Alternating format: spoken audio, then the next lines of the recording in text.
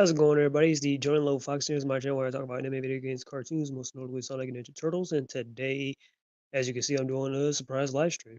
So, pretty much, this is going to be a little bit of a celebration of like my 600 subscribers and all that. You know how it is, or 605 if you want to be precise, and many more. I thought I'd like to do something. Normally, I would like to do these things on the weekends or Friday or something. 'Cause it's a little, special. But then I kind of thought to myself, you know what? Because I got to work tomorrow, so but I'll probably might live stream a little bit tomorrow too. And I kind of wanted to do this a little earlier, but yeah, but I wanted to do some drawings and all that stuff that I'm gonna do today. So yeah, enjoy. So you guys can kind of like comment and stuff, and I'll just draw, and I'll probably talk about some things that I'll bring up like updates of like what I've been up to, blah blah blah, so on and so forth. So let's go. All right. Not to mention, it is Spider-Man Day. Oh yeah, and I also forgot to mention too. I put this in the title. Not only is it Spider-Man Day, saw Deadpool 3 and Wolverine. It was a great movie. I will probably say spoilers. There are definitely going to be spoilers in this stream, so if that bothers you, I would advise not watching the stream in that case, because I probably cannot control myself. Okay, so I definitely recommend if you haven't seen the movie, and if you don't want spoilers, don't look at this right now. Okay. Just come back to it later, whatever. Or I don't know. Do as you please. But that's how it is. All right. So let me get started.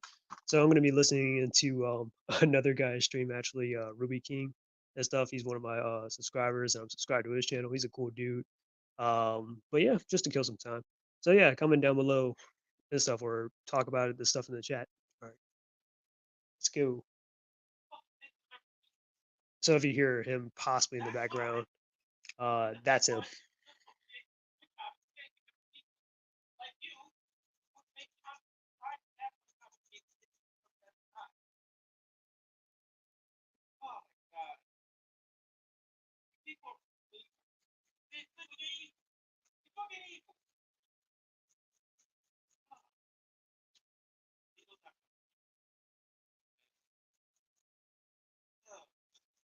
And if my family comes downstairs, I'll probably pause the video or something, or not pause it, but I'll probably mute it or whatever. But I'll continue doing what I'm doing.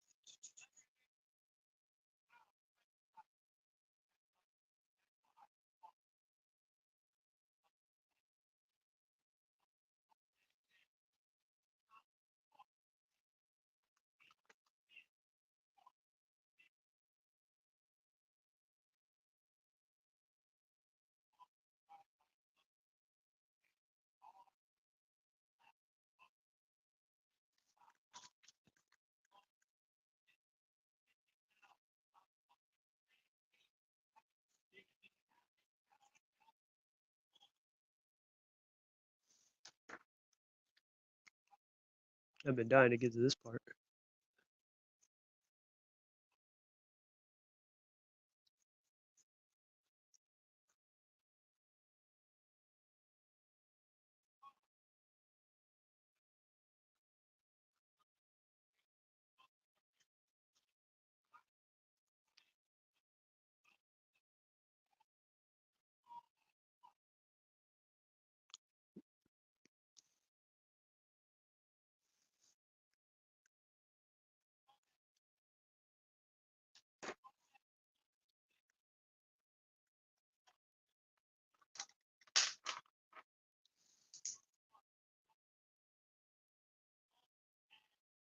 Gotta do that little Todd McFarlane little webbing and stuff. You know how it is.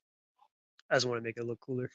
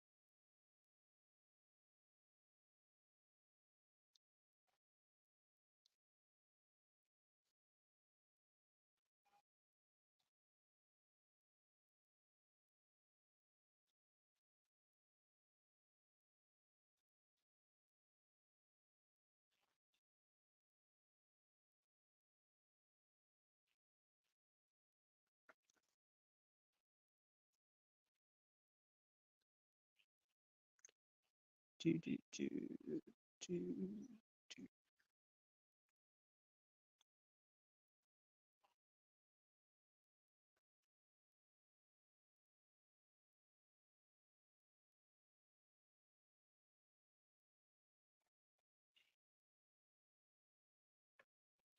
So, what do you guys think so far of the Spider-Man drawing? Pretty cool, huh? Yo, what's happening, Jay Leno? Welcome to the stream. Thank you, Stefan Palato. How you guys doing today? Happy Spider-Man Day.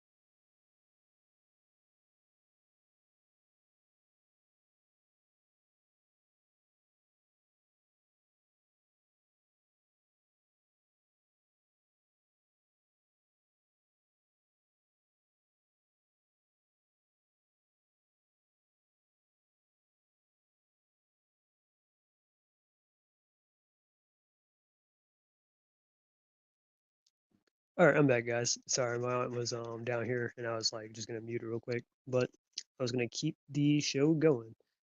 So, how's it going? Synthetic Black Queen, aka Taylor. How you doing today? I saw you on Rubik King stream earlier, or a second ago. But yeah, doing good today. Just finished up my Spider-Man drawing, as you can see, and I also show the reference and stuff, so you can see the parallels with that.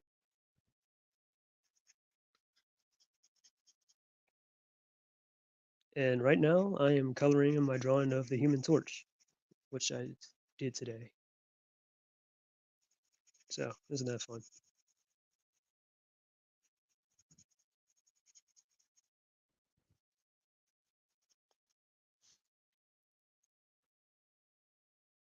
So, if you guys been enjoying like some of my animations and all that, this is actually the sketchbook I've been doing some animations and stuff in. So let me go to that real quick. So if you guys remember my little Sonic animation and stuff, um, these are the drawings that I drew it out traditionally, and then I traced it out like digitally in my computer and all that. As you can see, Infinite right here without his mask on, and then the whole Sonic going supersonic and all that. Clutch right here, Mimic right there, Shadow with the wings and stuff. I had to do that. Maria, my girl Whisper, as you can see. Got Chris Thorndike and Helen and stuff right there. The Freedom Fighters and stuff. Had to throw them in there. You know, to Cal and Chaos right over there on that page. Bell. I was kind of just throwing in all these characters and stuff to kind of like make sense or make my animation look good. Dr. Eggman, of course, Zavok, Dr. Starline, you know, had to get a little bit more diverse with the Sonic villains. My girl Tangle right there. Of course, a little Son Amy right there. Super Sonic, Super Amy, Super Tails, Super Knuckles, Shadow, Silver, and Blaze. And well, Burning Blaze technically, but yeah. And then a Flicky that had to add for Tails and Super Form. So yeah, that's pretty much the drawing references to my little animation I did that one time with the Sonic Anniversary thing. So that was pretty cool. But yeah, this is my current sketchbook. A drawing I did of Captain America last month, or back on the 4th of July, I had to draw Captain America. Also drew Star Stripe from My Hero Academia. Pretty cool, huh? Let's see, my boy Deku, because his birthday was coming up, and then I knew I wasn't gonna probably make it in time for this animation, but I was like, well, I might as well try. But I started this on the 10th. As you can see right here with the sketches and all that, All Might Deku for my little Deku animation. The All Might Eat This face, and then Deku right here, some of his friends, some forms of Deku like Vigilante Deku, which is probably Deku's best costume, honestly. Full Cowling, Ida, Ochiko, Sue, Mineta, Todoroki, Bakugo, as you can see. Deku's rogues, I like to call this. So you got Chizuki, Lady Nugget, um, you got Stain, Nomu, Muscular, and Deku probably has a lot more other villains, but these are like the top. I would have to say, like, when you really think of like villains in My Hero Academia for like Deku. So yeah, and of course you got the current season Deku had to strike that pose. Shigaraki right there. And there, the creepy Shigaraki face. Yep. And then just some miscellaneous drawings. Aquaman. Wanted to draw Aquaman because I'm thinking about making a character that's based off of Aquaman. He's gonna be like the dad of my main character. So yeah, and I kind of like how Aquaman looked back inside Justice League in the '90s and stuff, where he had like the long blonde hair and the beard and stuff. Yeah, I like that look. So yeah, and there's some common American drawings and all that. I was drawing out some of her signature moves so I can remember them better, as you can see, and a good little uh, shot right there. Comment, comment, and then here we are. with Spider-Man, and now I'm drawing Human Torch. So let's continue with the live stream. Back to action. All right.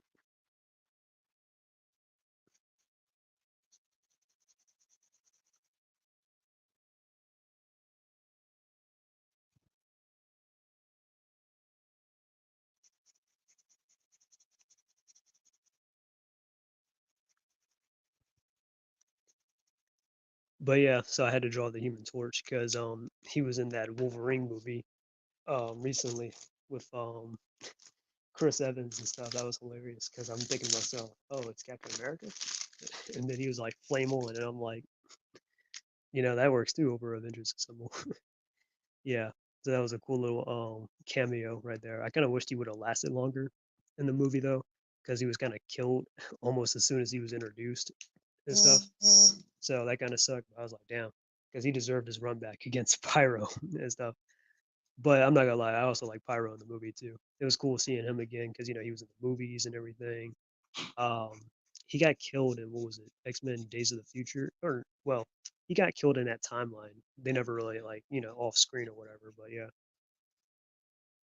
so sucks for him, I guess.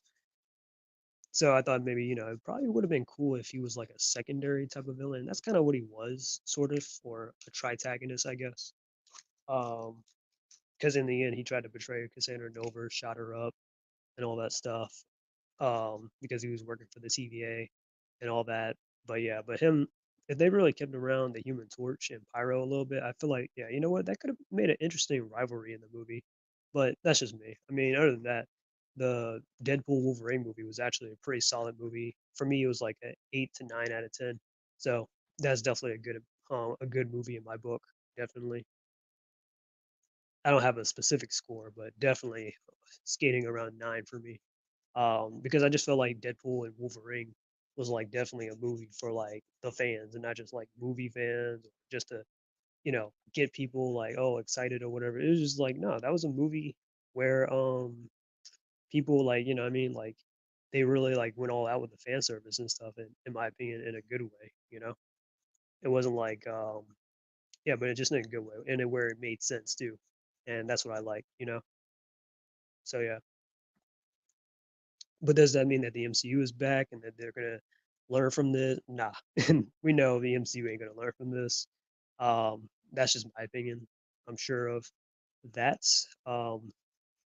And I don't blame. I mean, and I'm not, and I don't credit the MCU at all for like the success of Deadpool and Wolverine. They just greenlit it, if anything. No, this is the success of the Fox movies and stuff that came before it because they're the ones that had all these like creative ideas and stuff, and now it's finally like being put in the forefront or being brought to light. So I really like that. It was definitely cool seeing like a comic accurate Gambit and stuff, and seeing like some old like actors and stuff like um Chris Evans playing the Human Torch again. I was like okay, or Jennifer Gardner as Elektra, and then Wesley Snipes as Blade, or Daphne King as X-23 and stuff, like a much older, well, not what I mean, like yeah, how X-23 is supposed to be like a little bit more older and stuff. And what's that man's name? That guy that played his Gambit. But yeah, it was definitely cool seeing them and stuff, you know. And that was like my favorite part, especially when Wolverine finally put on the damn mask. I was like, finally he put on that mask. Like everybody's been waiting for that for a hot ass minute.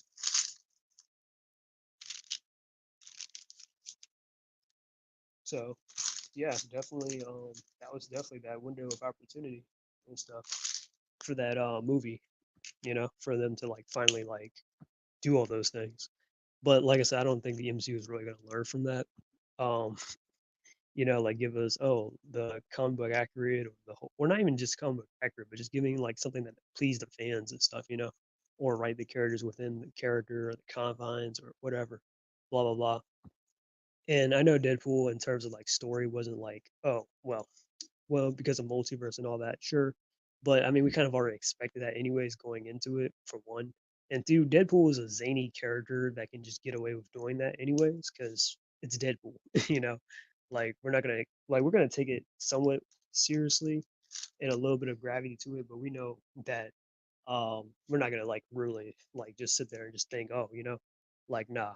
Because hell, remember the ending of Deadpool 2 where like literally Deadpool goes back in time and like literally like does all those time shenanigans and stuff, kills Weapon 11 version of himself and all that that fans didn't like. Killed Ryan Reynolds with the script of Green Lantern, even though I actually did like Green Lantern. That was a cool movie though. But I feel like a lot of people just criticize. They really criticize the shit out of that movie though, so that kind of sucked. But yeah, yeah. But that's my opinion on that. But other than that, I'm like, yeah, we didn't we didn't expect anything else different, you know. But that's my thoughts on Wolverine and Deadpool. I don't really have a too much in-depth thought, and I'm probably not gonna make a video or anything about it. Maybe, but nah. I already talked about X-Men '97, and this looks like a pretty good year, by the way, for the X-Men series and stuff because they already knocked it out of the park with X-Men '97, and now we got Deadpool and Wolverine and stuff, which is doing great. So yeah, Marvel really needs the X-Men nowadays or more than ever, you know. But yeah,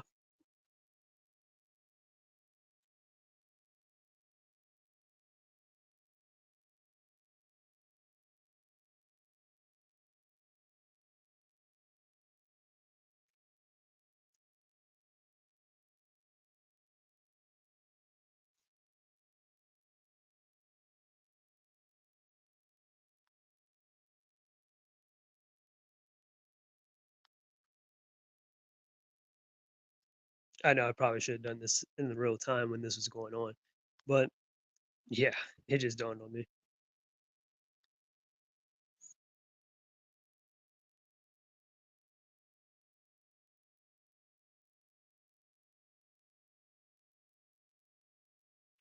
I kind of wanted to originally do Demon Slayer drawings, like I was going to draw some Demon Slayer characters and all that, um, and like color over them like I'm doing now. But I decided, you know what, I'll probably save that tomorrow if I do a live stream. As you can see right here, I got Tanjiro and Nezuko, so we'll see how that goes tomorrow. Maybe I might do a stream before work or after work. I get off around like 8 o'clock, but I probably won't get home until like at least 8:30. So if I do a live stream at the last minute, you might want to expect it around like 9 o'clock or 10. But I kind of want to do other things too. So yeah,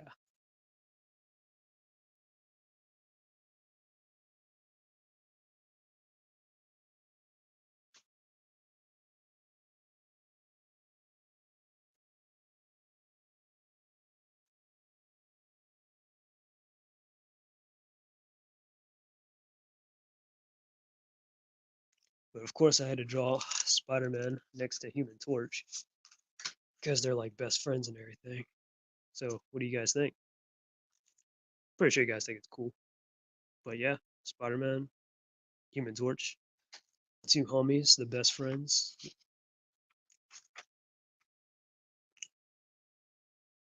But yeah, I haven't been up to much. I know it's been a while since I've really live streamed like that because, well, I've been just working on other things, focusing on other things and all that. And even for videos for that matter, because I just want to like do things like give less of my takes, if that makes any sense, and just like, you know, it's more so like just stop complaining and just keep doing what you're good at, you know, or putting some time and effort into what do I do. I'm gonna use a more darker pen.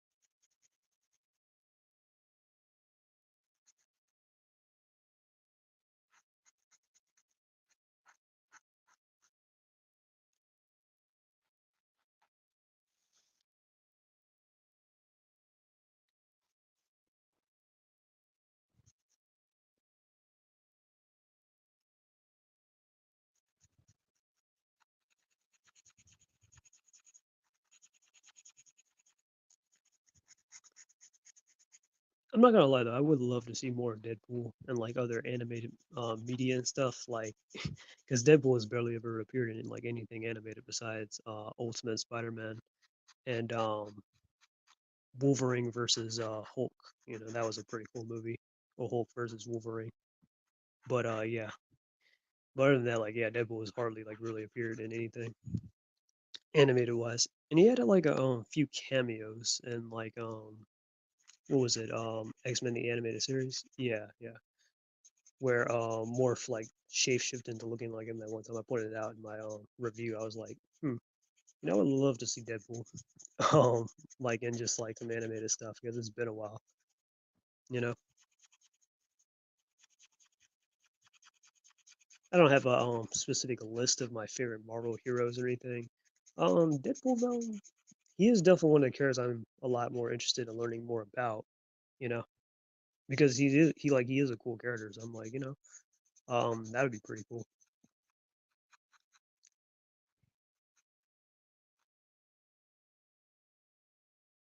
Looks like a Deadpool. Yep, because it is. I prefer Japanese pop culture or Western pop culture. Just saying. No, I don't blame you either. I'm more of an anime head than I am a comic book fan. That's what I was saying. Like I can't even think of like my top 10 favorite like Marvel or DC superheroes like that. But anime characters? Oh yeah, I can think of easily like a good 15 or 20 on the top of my head. You know, like Naruto, Inuyasha, Luffy, Ichigo. Uh, might as well throw Ash Ketchum in there. Why not? Sailor Moon. I like Sailor Venus, of course. But yeah, did I already say Deku? No, I already said did I not say like Inuyasha and stuff? Like yeah, Ramna Saotomi. Like I can be here all day. Natsu Dragon Eel, Lucy Harfilia. Like yeah, there's a ton of like anime characters I really love. Um, but that's not to say I can't name drop some DC or Marvel characters either. It's just that I'm more connected with anime than I am with DC or Marvel. That's good. That's your into anime. Shiki Granbell, of course. Exactly. You know that. You know what's up. The living. What you call it? Sorry, I don't know how to pronounce that last part. But yeah, the living. I am definitely into Eden Zero. I'm pretty sure you might have saw my videos with Shiki and stuff in it.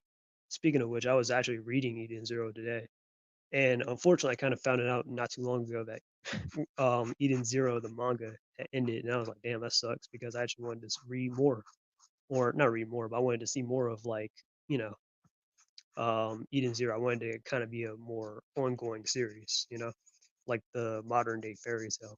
But I think Hiro Mashima has another manga and stuff that I heard about. I haven't really read it yet, but he has a new manga that's out. That's also like, um, you know, yeah, something else. So that should be interesting.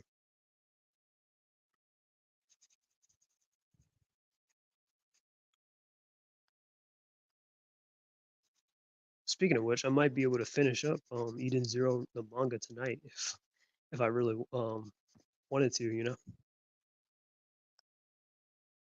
Shiki is an 18-year-old with gravity powers. Yep, gravity powers, and then later on, in spoilers, but like Shiki has the ability to like create wormholes and all that stuff.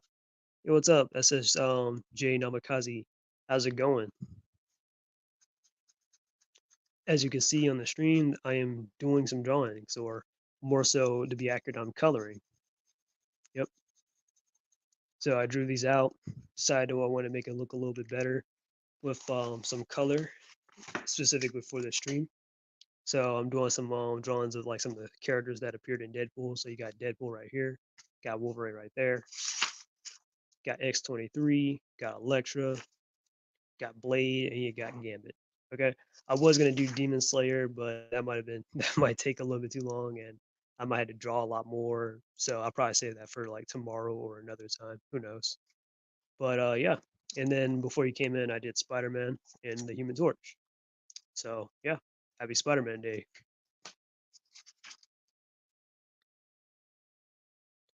Yeah, I already read that one.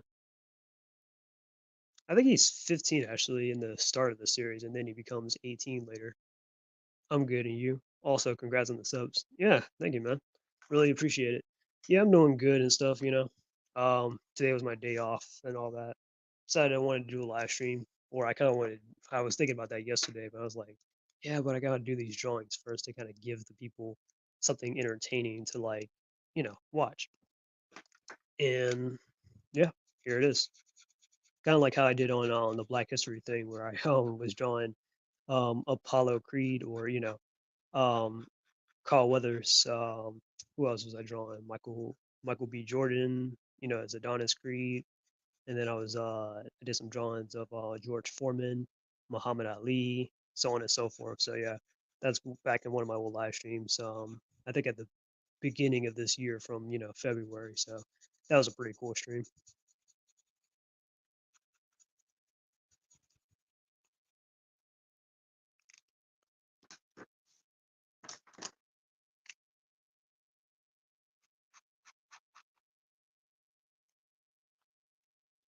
And by the way, SSJ, I really did like your review on Deadpool and stuff. It was pretty cool.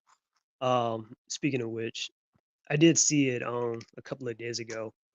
I just didn't know what to really say because I was like, because I'm a little bit of a perfectionist, so I like to like think about what I said for my comment. I was like, and plus I was at work too, so I was like, I just like was like, all right, I'll listen to it while I'm at work and stuff. And I was gonna do the same with Jay Leno's Team and T review tomorrow, but I decided, you know what, I checked it out today. It was pretty good.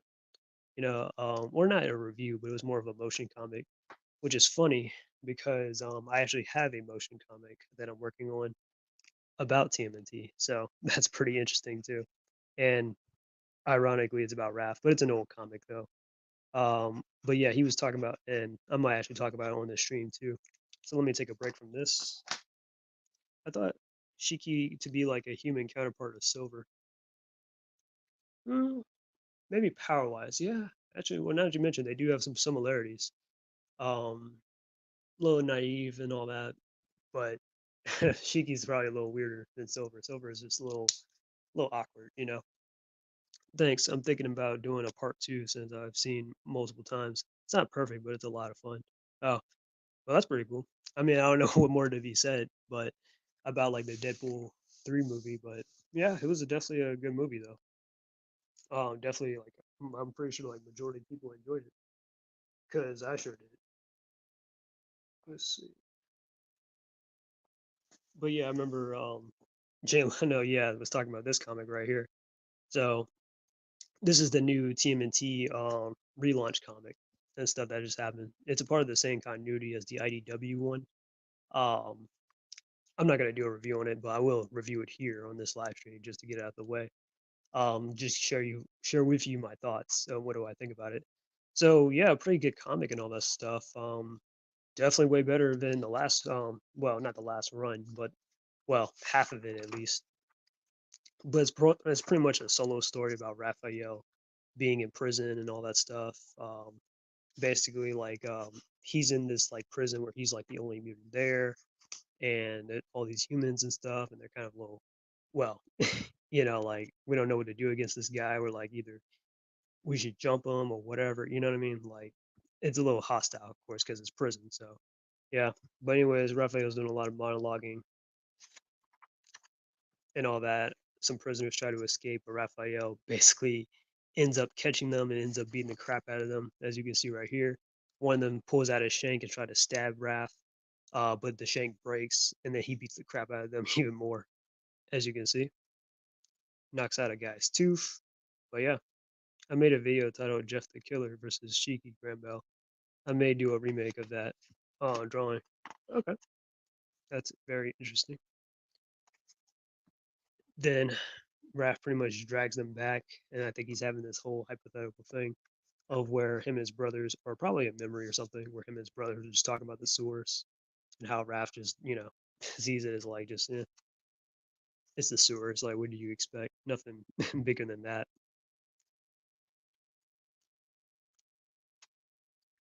And then what else happens? So then Raph is talking to the warden and all this stuff, and the warden's like, I know you knew that those guys were trying to escape and all that. Raph's like, well, yeah, I know. I could have told somebody, but I didn't want to because he wanted to fight. Because it's Raphael, he likes to fight. and it's revealed that this warden and Raph have like some kind of ulterior motive or whatever for Raph being in prison because it's not like he did a crime, he just got thrown in or whatever. No, Raph is here because I guess him and the warden are trying to investigate something like some kind of corruption or whatever. So that happens. But then you know, later on Raph starts investigating some stuff when a guard is killed, and then later on he finds out the warden gets killed. But yeah, and then he encounters these like ninja clan or like these ninjas and stuff. Apparently Raph is like, I recognize their moves, and it doesn't look like they're from the Foot Clan or anything. So we get some more good shots of like them fighting and all that stuff. Shurikens throwing or whatever, weapons and stuff. Raph's got the little batons, the police batons, like how um as a teen, like as a preteen, Raph used to use like toolfas and all that. But yeah, but this is pretty cool. So yeah, again, beats the crap out of them and all that. Um, uses the books that he was reading earlier as like a little bit of a shield for some of these weapons and all that. But then after the fight, like Raph returns and finds the warden dead, and it's like, oh damn. But yeah, definitely reminds me of like some stuff like Undisputed. You know how like that movie with Michael. Well, there's it's a series, but yeah, you know, Undisputed, where the main character is in prison and he has to get into like a boxing match in order to like earn his freedom and all that. Pretty much, that's like this story right here a little bit. You know, Raph's kind of sounds like a lot like Michael J. White, so that's pretty cool. Which is funny because I actually kind of see Raph's voice a lot more like Sean Austin. Yeah, Sean Austin. The voice of Raph from like the 2012 series. That's how I read this in his voice. So that's pretty cool. But anyways, after the warden gets killed, Raph is like, oh damn. Like the warden was the only guy that knew the reason why I was in here. But he's like, all right, whatever, I'll just get out and figure out or investigate outside of prison or whatever. And we have this scene here where like this DA gets killed or whatever, he gets thrown off this bridge by this dirty like mayor candidate or whatever. Um, so we'll probably find out more from that later in the story. I find it kind of weird that these security guards, I mean these police officers, are wearing like face masks or whatever. Um, but hey, it was definitely a cool story though. I'll tell you that. Definitely a very cool story. Definitely a good read. Very simple to the point. I love the artwork by Joel Jones and stuff. Like the fights and stuff look pretty good. Um, that's definitely like some of my favorite parts in here. And this is kind of what I've been wanting, really, just something simple from Ninja Turtles and stuff. You know, like all that crap, with Sophie Campbell and stuff. Like this story, when I tell you this has a way more action, way more this is way more interesting than the stuff that she was doing for the last 4 years in the main comics. Yes, this is way better. So I think what's his face? Aaron Jason Aaron, my bad. Jason Aaron, so far he's off to a good start. He actually does care about, well, for what I know, it looks like he does kind of care about trying to make a good story, and I'm here for it. So I definitely check out more. I still think it was kind of stupid though to like reboot it, but hey, to generate buzz, right? I watched Eden Zero to the first to the episode first showed up Poseidon and Shura. Oh, okay. Like I said, right now I'm on the manga and stuff. I'm almost close to finishing up the manga. Actually, I think I might finish it up today or tomorrow. I'm like that close. It's like 297 chapters and all that. So yeah, yeah. But I think I'm on like chapter 270. Yeah, chapter 276. I gotta say, it really keeps me on the edge of my seat. Not to mention, I kind of finished a Rave Master not too long ago too, so that was pretty cool. Rave Master was like the story that Hiro Mishima, the creator of Fairy Tail, created, and then he created Fairy Tail, and then Eden Zero. But yeah, so yeah, good times. So I finished up Eden Zero not long ago, um, and it was definitely pretty good. You know. Anyways, let me get back to doing my drawing of Deadpool or my coloring. Do you have a fourth anniversary comic? These look cool. Oh yeah, speaking of which, cool video gamer. Thank you for reminding me about that. Have that somewhere. I'll be right back. Let me go check.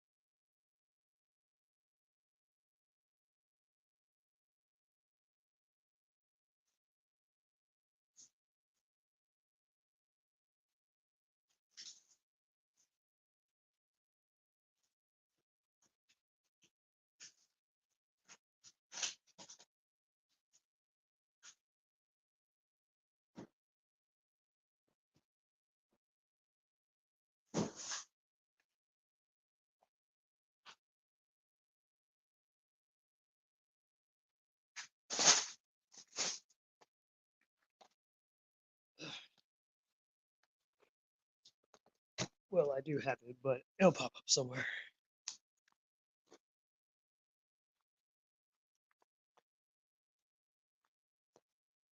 Bingo. There it is.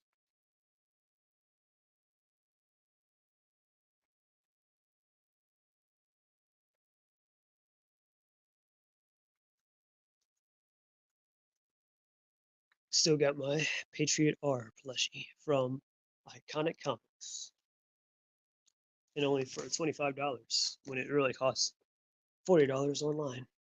But yeah, here's that 40th anniversary comic. I got the Bad Guys cover though. I wanted to get the 2003 one, but they kind of sold out. It kind of like I kind of was out of town when the comic came out, so I was like, all right, well, as soon as I get back, I wanted this cover right here. But they're probably sold out, so I'll probably get it another time if I see it. Damn.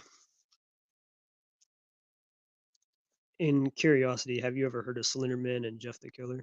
I mean, if, yeah, I'm pretty sure. Like, of course, I've heard of Slenderman, but I don't know about Jeff the Killer. Damn. Yeah, but I do have the 40th anniversary. This has the fast forward. I mean, not fast forward. The Back to the Sewers designs of the TMNT. So you definitely have a lot of cool stories. Some stuff by Kevin Eastman, um, some stuff by Jim Lawson, and all that. Even Ciro Nikeli, if I'm pronouncing his name right, the dude that created well that produced the 2012 series of TMNT. That's pretty cool. Got the 80s turtles in here. The 2003 was definitely nice seeing them again.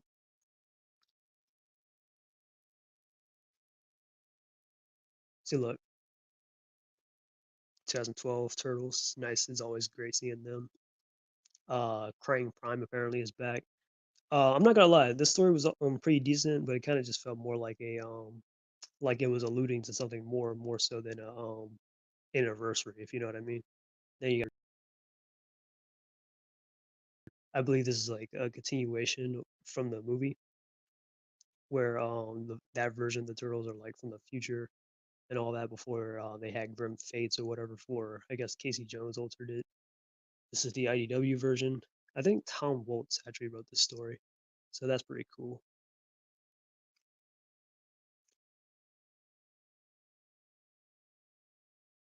and then this is like some time with them and Shredder and all that. So yeah, it was all right and stuff. I can't say it was like my favorite. Like these are my favorite comics, but it's definitely a nice read. I guess definitely a collection of like short stories and all that stuff from like multiple versions of the Ninja Turtles. Yeah, there's Usagi right there. So yeah, I read the 2012 stories where it takes place after the show. Kind of wish they continued the 2012 series in some comics, but it could happen. I hope maybe we get that movie someday. Yeah, that would be cool if they kind of continue the series in a way. But it's like they kind of finished up all the plot lines, so I understand why the show kind of ended. But they could have gotten creative, like hell. The 2003 series got creative because you know how many times they killed off Shredder and stuff, and then the Turtles had to like figure out like or not figure out, but there was always like a newer villain in the mix that they had to like fight or whatever, or like Shredder found some kind of way to come back, like Cyber Shredder or something, or Tengu Shredder, or Fast Forward and stuff where they got into the future and they fought enemies like the Dark Turtles or Darius Dunn or what's his face? Um Darius Dunn or Shokunabo. I kind of wish Shokunabo would definitely come back though, because he was a pretty cool villain. There was a lot of good ideas from Fast Forward. I see that many people heard of Slenderman, mostly adolescents and the Cinnamons, but not that many have heard of Jeff the Killer. To me, there's a lot of loopholes in the show, and now the Crane Prime on the loose recently. Yeah, so that's pretty interesting. Yeah, I guess there is definitely a lot of loopholes because I think one of the main ones a lot of people would never forgive 2012 Donatello, which I don't get me wrong, I do love 2012 Donatello, but this is kind of like questionable. Is the fact that like Timothy and stuff about returning him back to being a human and all that. Like Donatello made that resolution, but he never really followed through with that, or we never like saw a storyline where they like brought him back as a human or whatever. Because I think he could probably make an interesting student for Donatello later down the line and stuff if they like fixed him like fixed him back up or whatever. But that's just me. Anyways, let me continue drawing or coloring Deadpool. You guys can continue to ask me more questions, and I will answer to the best of my ability.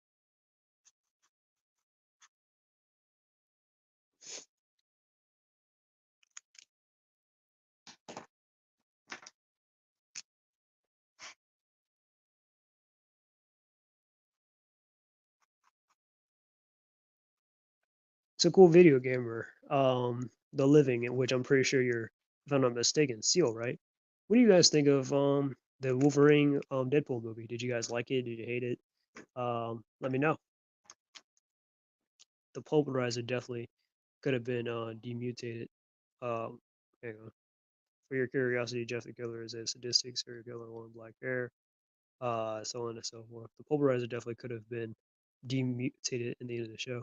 Yeah, yeah, he definitely could have. But it's like they kind of forgot that plot line, though. I'm not gonna lie. And it's weird too because I think they had him in some like cameos and stuff here and there, but they never like yeah. But that's definitely one of the things. Or Professor Honeycutt and stuff because he's actually alive and stuff. And I actually did like this version. I think the 2012 had the best version of Professor Honeycutt. The Fugitoid, in my opinion, because he was like definitely a very cool, and he also sounded like he felt like a good substitute for Master Splinter and stuff because of like how much of like a good mentor he was.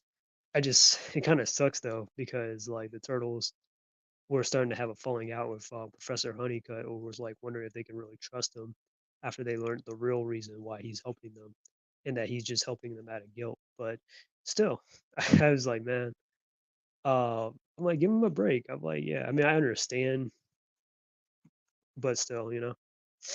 But yeah, but that would also be cool too to revisit bringing back Professor Honeycutt. I saw the movie; it was pretty awesome. I didn't watch the movie. Yep. Just a heads up, The Living, we there might be some spoilers. Just to give you a heads up for Deadpool 3. So that's up to you if you want to stay or not. But yeah. Anyways, but I definitely recommend watching the movie if you're into like superheroes or if you're into like comic books and all that stuff. Yeah. Oh yeah, and the fate of the future toy still bothers me to this day. I would assume they might have found Professor Honeycutt at some point, or he might have made his way back to her. That's just my assumption, though. But um, yeah, that is something that they could also like follow through as well, you know. But my thing is just more so like, yeah, they can definitely create more like because the 2012 series was very creative when it came to like making up like newer villains and enemies and stuff. Like Zever, Zever was like one of my favorite villains from the 2012 series and stuff, you know? And like a lot of people talk about, well, we need more diversity, we need more. Yeah, but like Zever, he was a pretty cool villain and stuff. He was like Afro Brazilian and stuff, He was like at first when I saw him, I'm not gonna lie, I really did think that Zever was just a lackey to Chris Bradford or something. I just thought, oh, well, he's probably just another goon or something or whatever. I mean, look at his outfit, you know. But the fact that he's using capoeira and that he led that episode Never Say Ever, I was like, wow, this guy really is something else, or he really is like a lot more than just that. I can see the Future Joy being a good mentor as Splinter was to the Turtles. Yeah, he kind of was in the fourth season. He was like definitely like Splinter's substitute because Master Splinter died in that season. And then they went back in time and all that, blah blah blah. But yeah, Professor Honeycutt was definitely a good like mentor to the Turtles, especially like Donatello. So I thought like yeah, that's a character they could definitely bring back.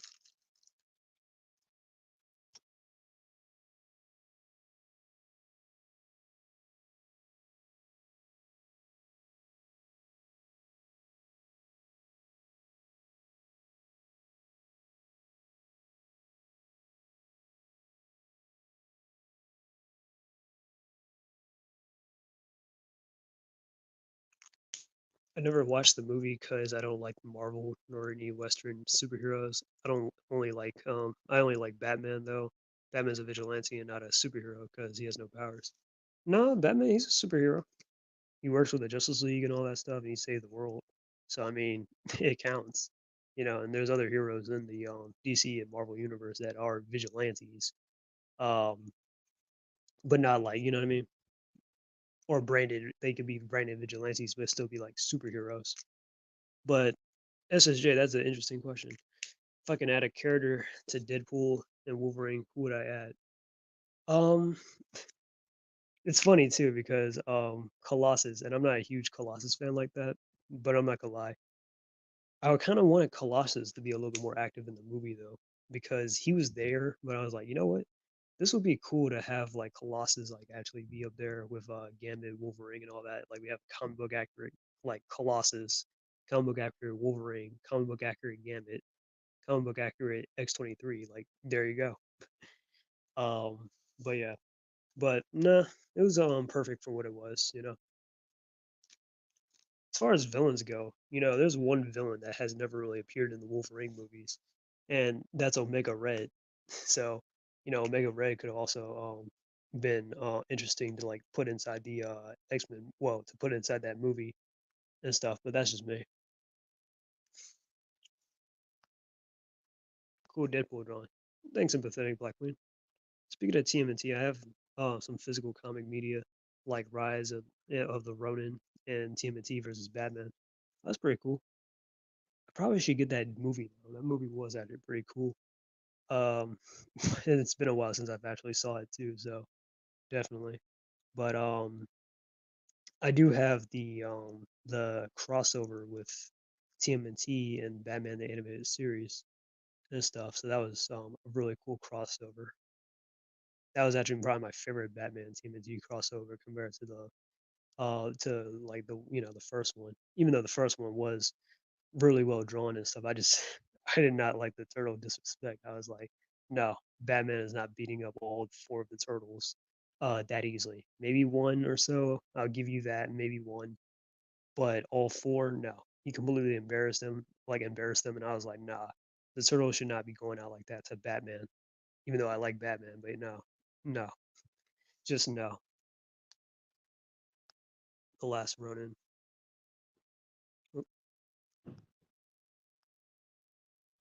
right, but he is originally human who just uses his high IQ and technology, almost like Lex Luthor. Batman's the only DC character I have like. I mean, yeah, but there's other superheroes in the DC universe that don't have powers, but are superheroes. Like, I don't know, like Green Arrow or something, or Mister Terrific, or who else is another? Yeah, or like all the Robins and stuff, or Arsenal. Like, yeah, there are characters. Yeah, Colossus would have been cool if he was in Deadpool's team. Yeah. I don't know how you could really write him into the story. Well, he was there, yeah, but it's just like, like I'm just saying, like I don't know how to like how you would be able to get him in the void as well, you know. But it is what it is. Yeah, Omega Red. You watching the series Tales of TMNT? Same TMNT. Mad, big, mad. Damn it, I missed an hour. Ah, you're good, Ashes. You still got time. I'm gonna try and do all these colorings and stuff. So we'll see how that goes. But am I watching Tales of TMNT? You say Jay Leno. Um Look, I mean, I'm pretty sure it's no secret that I really do not like that version of Ninja Turtles, and I'm like when I first saw it, I was like, please, please do not make anything else that is tied to this version of the Ninja Turtles because they have already screwed up so much. But Jay Leno, if I watch Tales of TMNT, I am going to watch it and I am going to make fun of it. Okay, I am going to make fun of that show if they like if I watch it. I might just watch it, but I'm definitely got to make fun of it, just like how I made fun of what was that show? My Adventures Superman. At first, I went to the show with an open mind. I was like, all right, I know they already changed around Jimmy Olsen and Lois Lane, but who knows? Maybe I might actually like the show. And for a little bit, I kind of did until that scene where Lois tried to kill herself because she was all mad because Clark wouldn't tell her that he's Superman or whatever. That was just stupid and kind of just like, all right, now I'm just watching this show purely to make fun of it. And then I came back for season 2 just to continue to make fun of it. Speaking of which, I gotta also watch Batman Cape Crusader too. That show just came on today, so I just realized that. So maybe after this live stream, I might actually watch it. Or I'll probably just go to bed and read Agent Zero or something, who knows. But yeah, I might watch Tales of TMNT out of curiosity. Does anyone here in this live stream chat besides Keenan Fox ever heard of Jeff the Killer?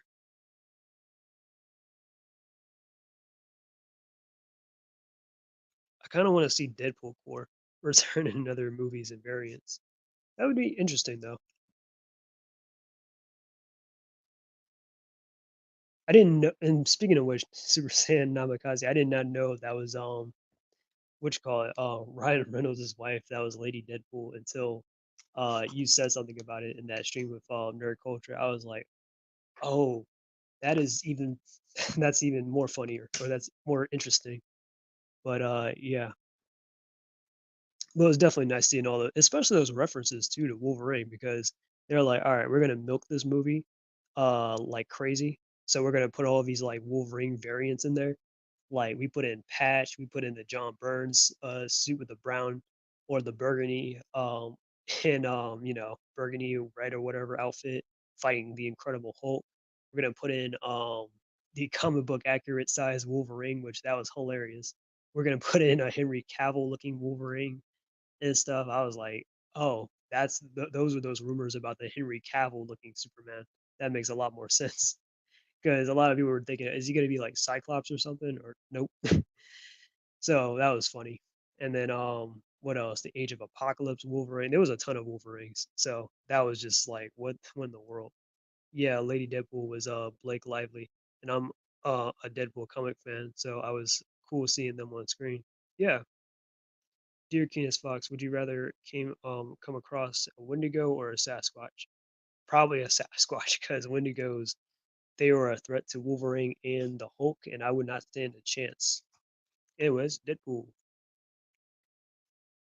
Probably should have went with the original red, but anyways, in case you guys missed it, so far I got Spider-Man for Spider-Man Day, got the Human Torch. Now I got Deadpool. Next up, we got the man himself, Wolverine. I have to adjust to New York, attempting TMNT as classmates. Yeah, um, yeah.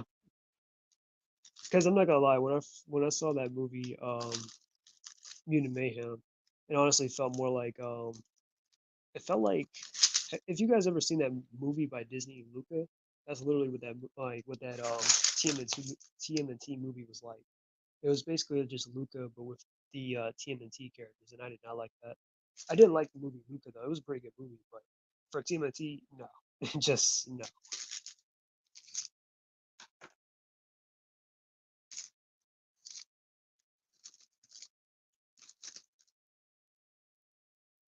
Hmm. I loved all the Logan variants. They did really good with them. Oh yeah, they did. They definitely did. That was definitely a funny and cool scene. But we're going to be well. I'm going to be coloring the man of the hour, Wolverine, and I definitely love when he finally put on that damn mask. I was like, yes, because me and my friends we were talking about the suit, and I was like, well, some of them was like, they don't know how to feel about the suit. Me, I was like, no, the suit looks okay. It's just that the earlier images, I was like, they just need to lose the sleeves, and I'm like, yeah, just lose the sleeves and stuff, and it'll probably look a lot more better.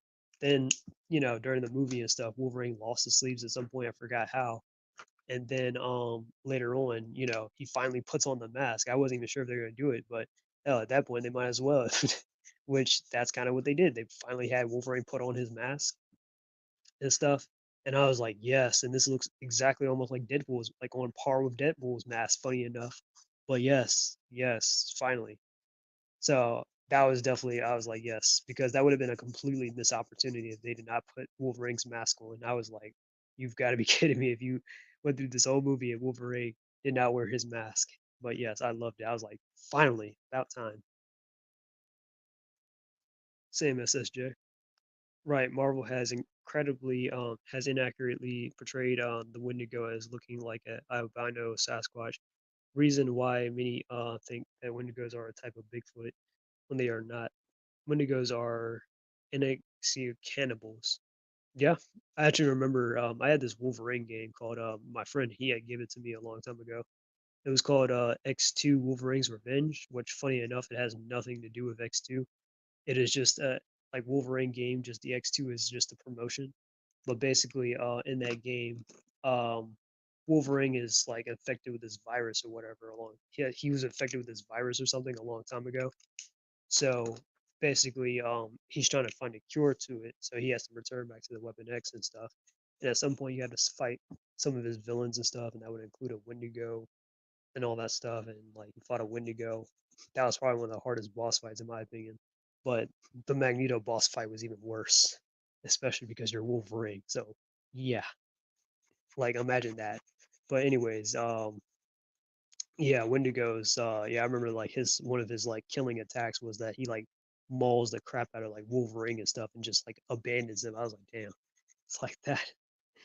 Anyways, I think his mask looked amazing. That's how it should look with the white eyes. Yes, it really should. I still have a copy of the X2 on GameCube. Huh. Yeah, that was actually the platform I had it on too. I had it on GameCube as well. Like I'm a big Nintendo kind of guy. Although I do also have a PS2 now. I don't have a GameCube anymore. But yeah, but I played it on GameCube or well, technically I had it on GameCube, but I played it on the Wii, so how backwards compatible and all that stuff. So there you go.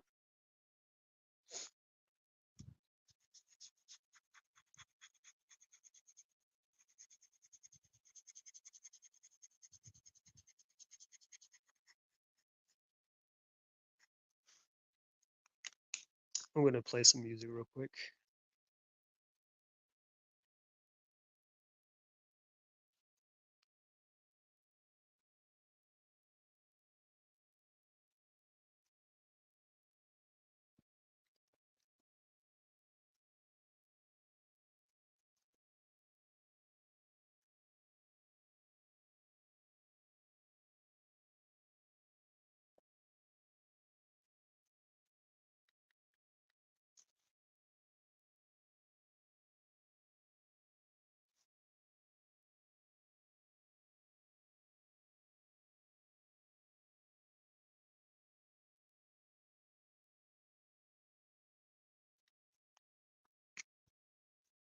Have you read TMNT Odyssey, which is a fun continuation of Mirage comics? No, I don't think I've read TMNT Odyssey, but before you came in, Ashes, I guess this is the hour you missed.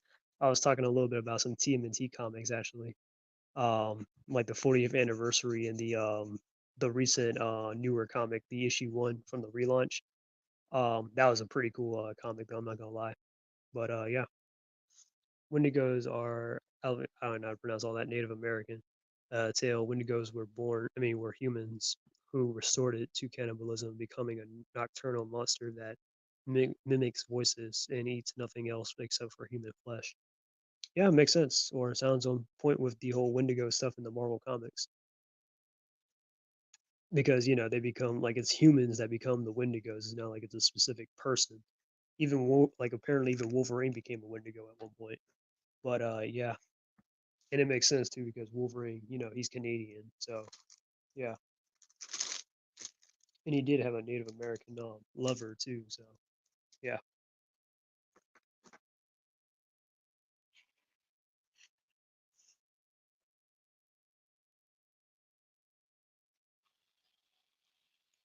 Hmm.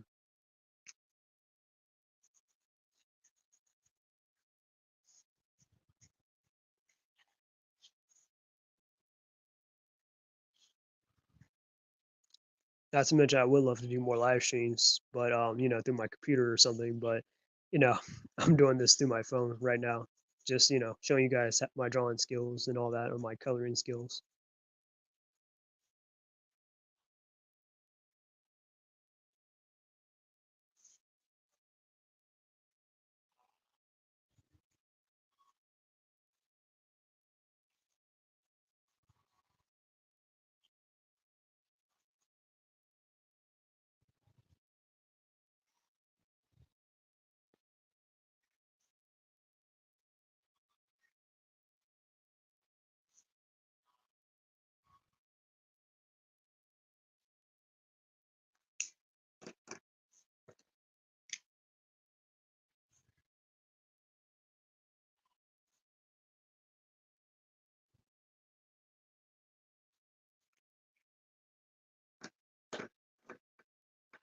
Black.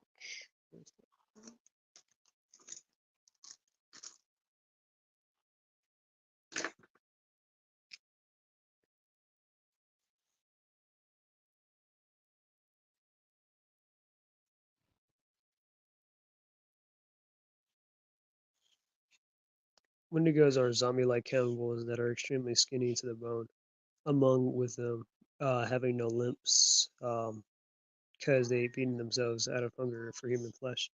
Interesting. I did not know all that lore about Wendigos. Just the Marvel comic book version of like Wendigos, because I've heard of it, because they're villains of the Hulk and Wolverine. So yeah, and not to mention if you know like your stuff from like comics, you know that that's actually the common enemy that Wolverine and Hulk had to deal with during their like first encounter with each other. So yep.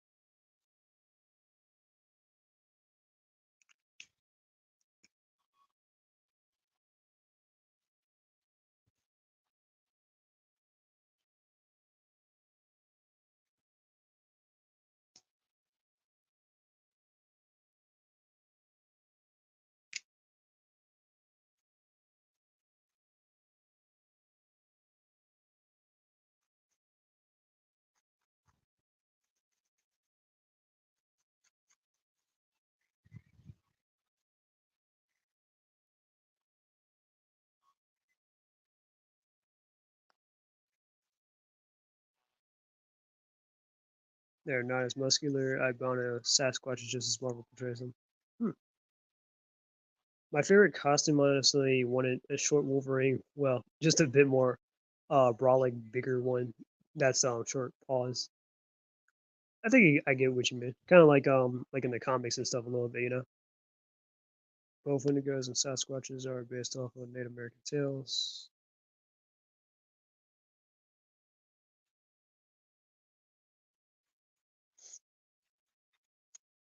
And I would definitely say this though about Deadpool and Wolverine. Although I definitely love the fights and the action and stuff, it was definitely great. I don't think now this might be a little controversial, but I don't think they're topping that one fight. And this is one of my favorite fights, probably in almost all of movies, but in X Men or Marvel movies in general and stuff, the fight where Wolverine and Sabretooth for fighting Deadpool and stuff with Weapon 11 on top of that thing. Never will forget. I was like, man, even though it was Deadpool was way off, and I know a lot of people criticize that version of Deadpool and stuff. I'm not gonna lie, it was kind of cool though, and the fight was awesome. All right, and Deadpool, even when he wasn't talking, was still kind of funny a little bit, or he was like just a complete troll. So that was hilarious to me. But yeah. But if I had to say my favorite Wolverine movie, like a solo movie, I would say like that would be the Wolverine. And then of course, Logan's great too. I definitely like Logan. It's been a while since I've really seen it though. But yeah, that was definitely a good movie though, of course. But the Wolverine, I've watched the Wolverine so many times. So to me, that is like my all-time favorite Wolverine movie. And then X Men Origins, I've also watched that a lot of times too, because I used to own it on DVD. Or I think I still actually I do still have it on DVD, but it's up there and well over I think my nana's house actually. So yeah, even though yeah, now that I'm older and stuff, I'm starting to see the flaws with the movie. But other than that, I mean yeah. But I think this is technically my first time actually watching like if you were to count this as a Wolverine movie since it's a you know, since it's a team up movie, this was technically my first Wolverine movie that I've actually saw in theaters that wasn't, X Men related or whatever. Because I never saw X Men Origins in movie, like I never saw it in the movies. I just saw it on like TV or something one day, and it came out when I was like 10. So of course I didn't have the money at the time. And then the Wolverine. I remember my nana gave me the choice on whether or not should we go watch the Wolverine or should we watch Kick Ass 2, and I can't believe I chose Kick Ass 2 over the Wolverine. But yeah, because I really should have chosen the Wolverine. That was a great movie. Because I saw it that later when I just saw it online because I was like, well, I guess I could just watch the Wolverine online or something, and that I did. But I'm just like, man, I really should have watched that in theaters. And then Logan, that was like around actually I think that came out during my graduation year actually. But I decided to just watch it at home on like, online and stuff, which I really should have watched that in theaters too. But it is what it is with that one. But I think I wanted to see it with my dad, but I think he had other plans or something like that.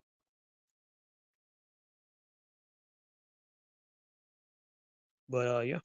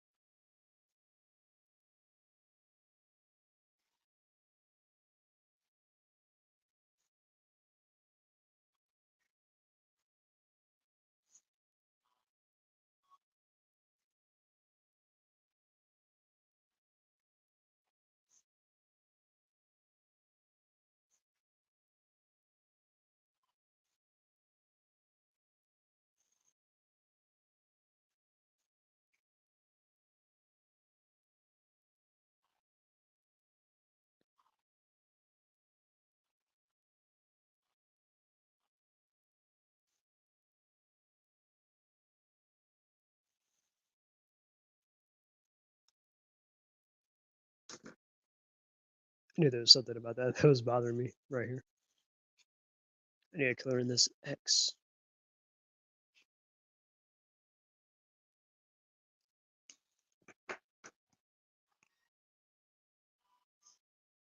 You, of course, heard of Sasquatch, the real creature. Yeah, of course, a lot of people heard of Sasquatch. I even have some pajamas that are like, or some pajama pants. I don't wear the shirt. Well, I don't buy pajama shirts. I wear like pajama pants or whatever when I go to bed, and just like whatever shirt I got on for the day, to sleep. But yeah, I got like some pajama pants of like Sasquatch, so yeah, or Bigfoot or something. But yeah,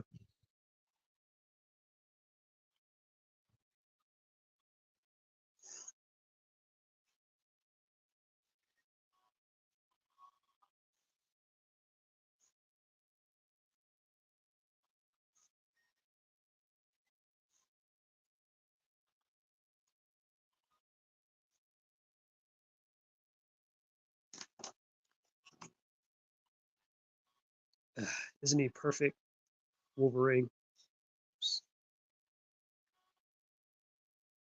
And if you guys missed it, I got Deadpool on the other page. So got Deadpool and Wolverine. Then previous page got Spider-Man and the Human Torch, buddy buddy. And the next up, oh yeah, because I'm going to color in all of this today or tonight. So I hope you guys got your popcorn and all that other stuff or whatever, and your questions lined up.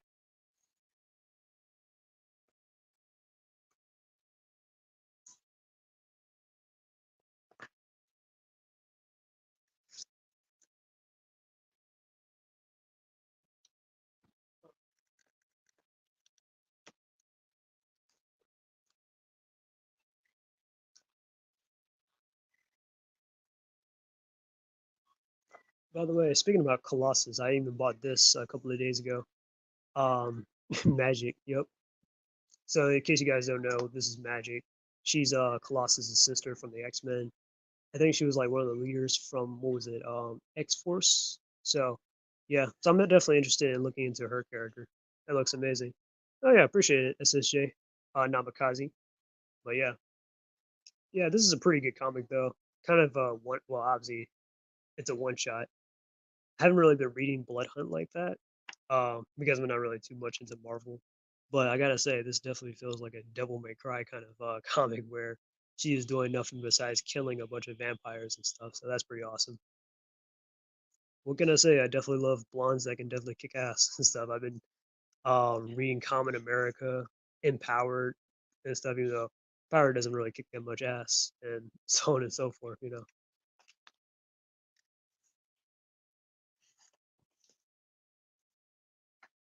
It's too bad. Probably nobody would be eager to watch Fast Forward, even though I want to binge the whole 2003 series on movie streams. Huh. Usually, I think a lot more people will be against Back to the Source than anything. But Fast Forward, though, I know it has its criticism, but Fast Forward was a really good season. I know they try to kind of mimic Batman Beyond, but really, um, Fast Forward actually did have a like it was a pretty good season. It had some pretty good ideas and like some original stuff that I was like, man, I want to see these in the comics or fleshed out more. Magic and Colossus are related. Also, she was in the New Mutants movie from a few years ago. Magic is cool, huh? I need to actually watch that movie. I haven't really watched it. My cousin actually said she watched it though, and she don't really watch X Men like that. So that's a sign saying I definitely gotta check it out then. But yeah, yeah, I know Magic is Colossus's younger sister. Yeah, that's why I'm like I gotta look into their history and all that stuff because I'm curious.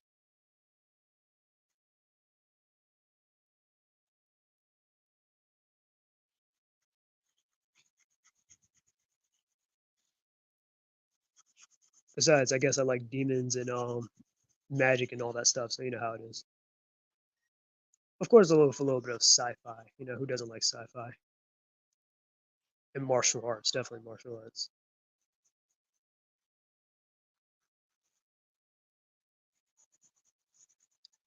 Next up, we got first Wolverine. Now we got X-23.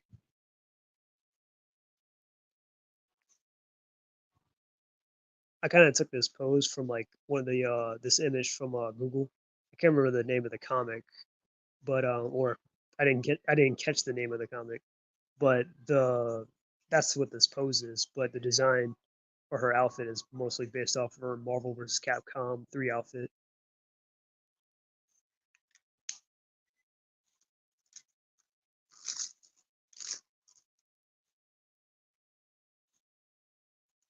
Well,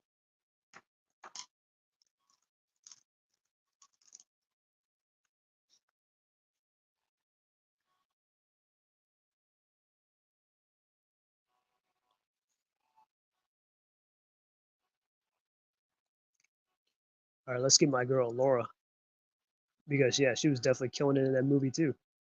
Girl even took out Juggernaut, even though that if this is the comics, that'd be a different story. But I was like, well, I'll accept it because that Juggernaut, that version of him is just like he just got super strength, but he doesn't really have like he doesn't have like the abilities of the actual Juggernaut in the comics, or is not as nearly as like strong where he can take on the Hulk and all that stuff. Like, nah. I mean, what's the point of skipping 2 whole seasons, even though it got April and Casey finally married when, which was honestly a great finale for the 2003 series. Yes, yes, it was. But yeah, because honestly, like the season before, what was it? Before Fast Forward, which honestly, what is Fast Forward like? What season 6? Yeah, so season 5, The Lost Tribunal, that was more of like a finale for the 2003 series, or it was supposed to be. But we all know that's kind of where it like, oh, they brought it back for Fast Forward and all that because yeah, they were doing a big like a big finale Avengers in-game level where they finally take down the actual Shredder and stuff, who's like overpowered and stuff and all that. Yeah, and I really miss those dragon forms that the turtles had from the 2003 series, though. I actually drew them one time. Can't remember if I posted that or not here. Well, definitely on DeviantArt at least. So if you guys want to check it out. Speaking of which, on DeviantArt, my 10th, it's almost about to be my 10th anniversary on DeviantArt because I've had my account for about 10 years actually. Um, or it'll at least be 10 years on August 15th. So hopefully I'll have something to celebrate before then. But yeah, crazy, huh? Started that when I was like 15. Who was your favorite X-Men? For me, it's Nightcrawler outside of Wolverine.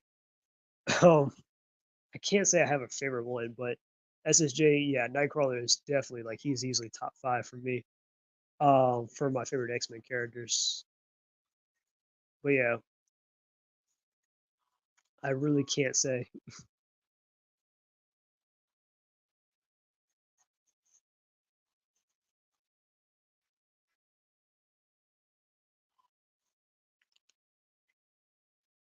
I do actually have this X-Men comic though. I actually got it signed by Chris Claremont last month, so that was pretty cool. And it has this little cool poster too. I bought it from one of my local comic book stores, but yeah, I know that's out of nowhere.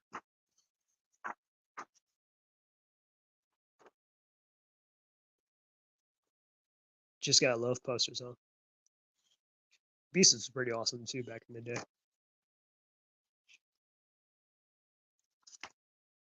Gotta love this artwork though.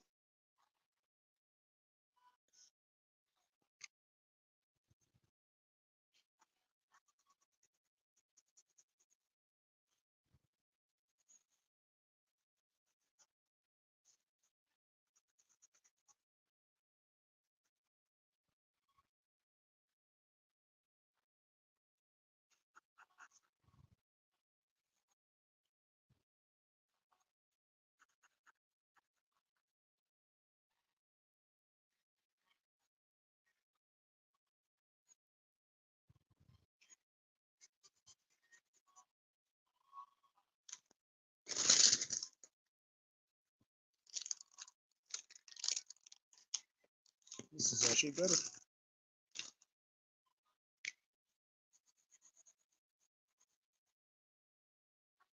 Perfect.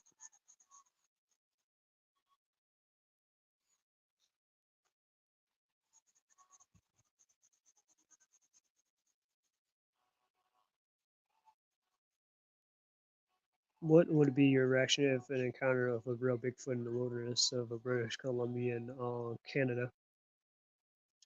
I don't know. Excuse me. I'd be a little surprised, but I'd be like, oh, well, that's interesting. And I'll probably keep my distance because I'd be like, I don't know if that thing kills people, but I'm going to not want to find out that kind of thing.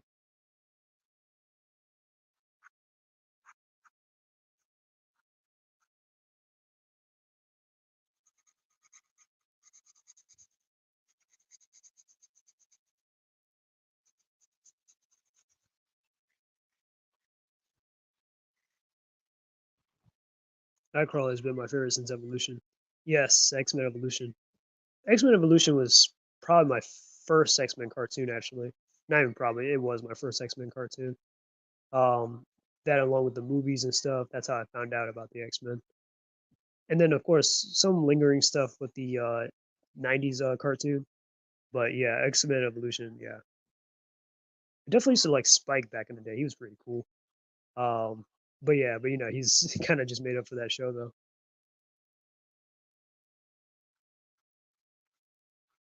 Definitely used to like Cyclops back in the day, but they did my man dirty in the movies. I cannot stress that enough, or I don't think anyone can.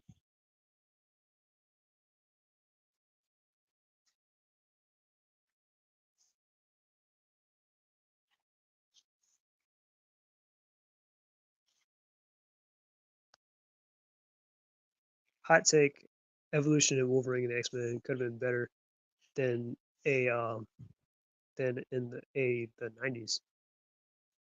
Yeah, those were actually those two actually were both my childhood X Men shows, but I'd probably even argue they might have been a little bit better. I mean, I don't hate the. I think all those shows are pretty good.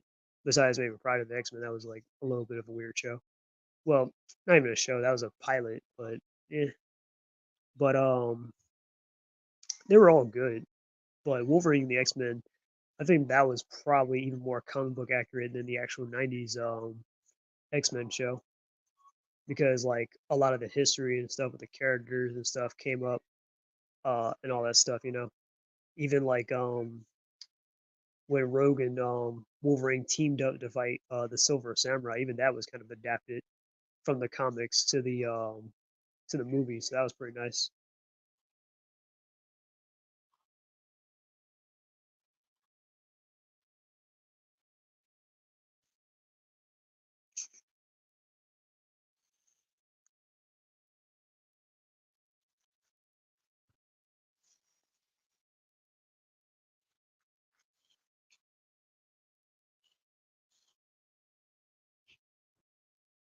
Facts. It's a shame that it was canceled when Disney bought Fox. Wolverine and X Men were at Nick at the time. Yeah, it used to be on like Nicktoons and all that. I didn't know that was the reason why.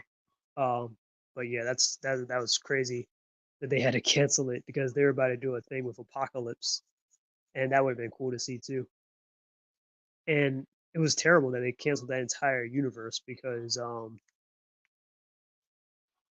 that was a part of the Yostverse and all that, where Avengers Earth's Mightiest Heroes was connected to Wolverine and X Men, and people actually liked that and stuff. Well, I liked it too, but yeah, that was terrible. They had to cancel both those shows, and they were the most accurate to the comics, and people liked it.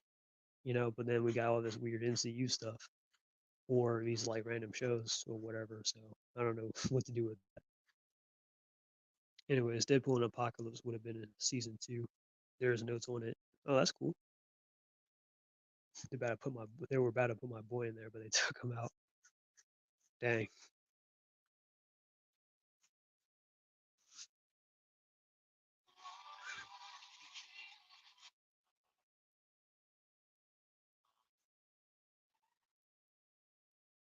And yeah, and they killed off Emma Frost too in that show, which is crazy. I was kind of expecting maybe she might come back in a way, or who knows. But yeah, so Wolverine and the X Men was in the same universe as Hulk versus Wolverine. Yeah, yeah, it definitely was. Which I'm just thinking like to myself like because Wolverine had flashbacks too in that show, back to that exact moment when he first met Hulk. and all that stuff. He was like, "Oh nah," because of that Hulk crossover episode. But yeah, good times.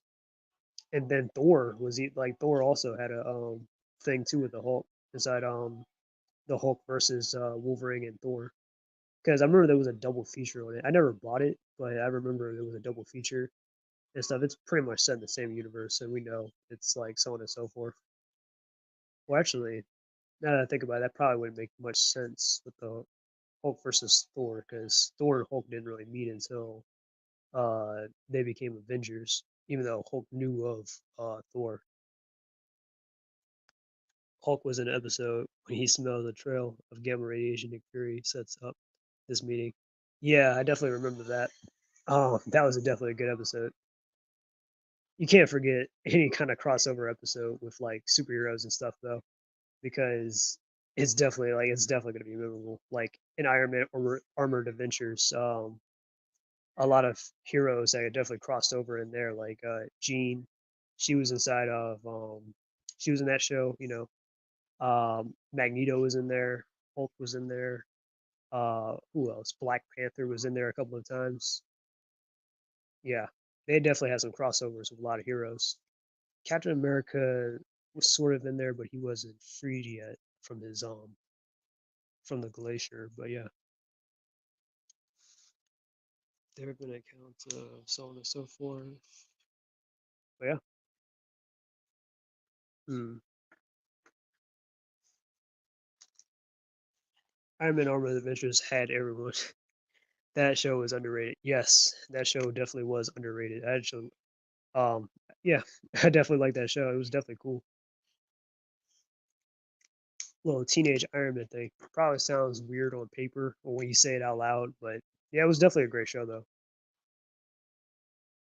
Like I like Pepper, I liked Rhodey and stuff, and I like that whole like trio. And it's like a shame because we never really had too much of like Iron Man's we never really had too much of like Iron Man's like what's his face? Too many of his like villains or his rogues like show up like that. Like you know, Blizzard, um, Whiplash, Crimson Dynamo, Living Laser. Definitely nice seeing them get some representation, but they were never in the movies. Or yeah, the Mandarin as well. Like the Mandarin, he was in that show and stuff. He was younger too, just like Iron Man, but he was like you know using the rings and all that stuff and blah blah blah. But still, that was a definitely a cool show.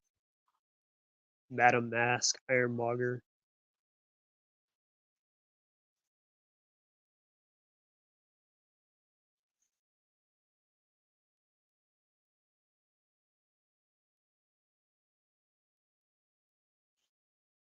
almost done with X-23.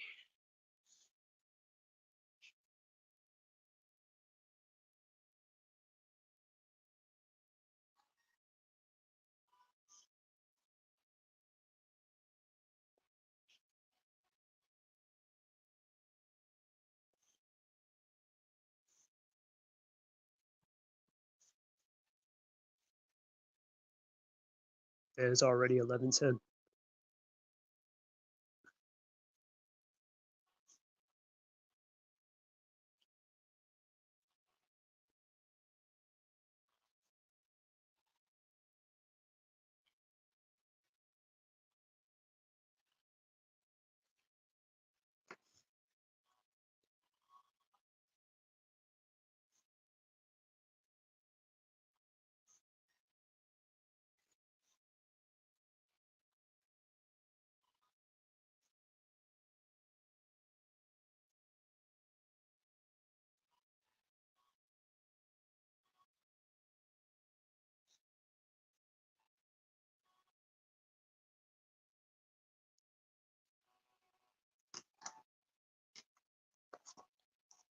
All right, X-23, Wolverine's lovely clone daughter. Hmm. Oh, that's Common America. Wolverine, Deadpool, Spiderman, Fantastic Four. I mean, Human Torch. I said Fantastic Four. I'm tripping. All right, now the girl, Elektra.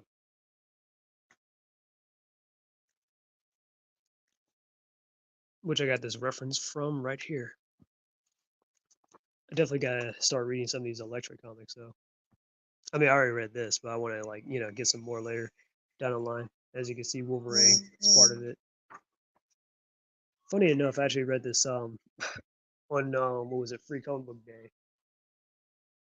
I got this electric comic, which I thought it was gonna be a comic. Well, I got that too, but three other comics. One was another comic, but the other was actually a novel to my surprise, and I was like, wait, this is a novel. Which I mean, don't get me wrong, I read novels, but I was like reading other stuff as well, and I'm like, oh, well, I kind of wanted to rush through this a little bit, but I kind of took my time and I kind of enjoyed it. But it was like a little Electra Wolverine team up type of comic, so that was pretty nice. I think Electra and Wolverine could probably make an interesting couple though. Or they might have been a couple before, but I think, you know, like given you know, like who they are and all that stuff, or their guilt about the stuff they've done in the past, they could actually probably make it work, That's just my opinion. But don't get me wrong, I mean, we all know Elektra is Deadpool, I mean not Deadpool, Daredevil's girlfriend and all that stuff, but they've have a little bit of a on and off kind of thing from time to time. So yeah.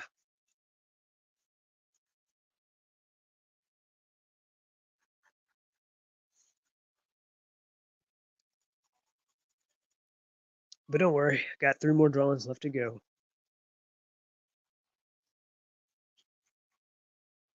And 57% of my battery life. Even though I started off with this live stream with 100%, but hey, it's a good thing I charged my phone before all this. So there you go.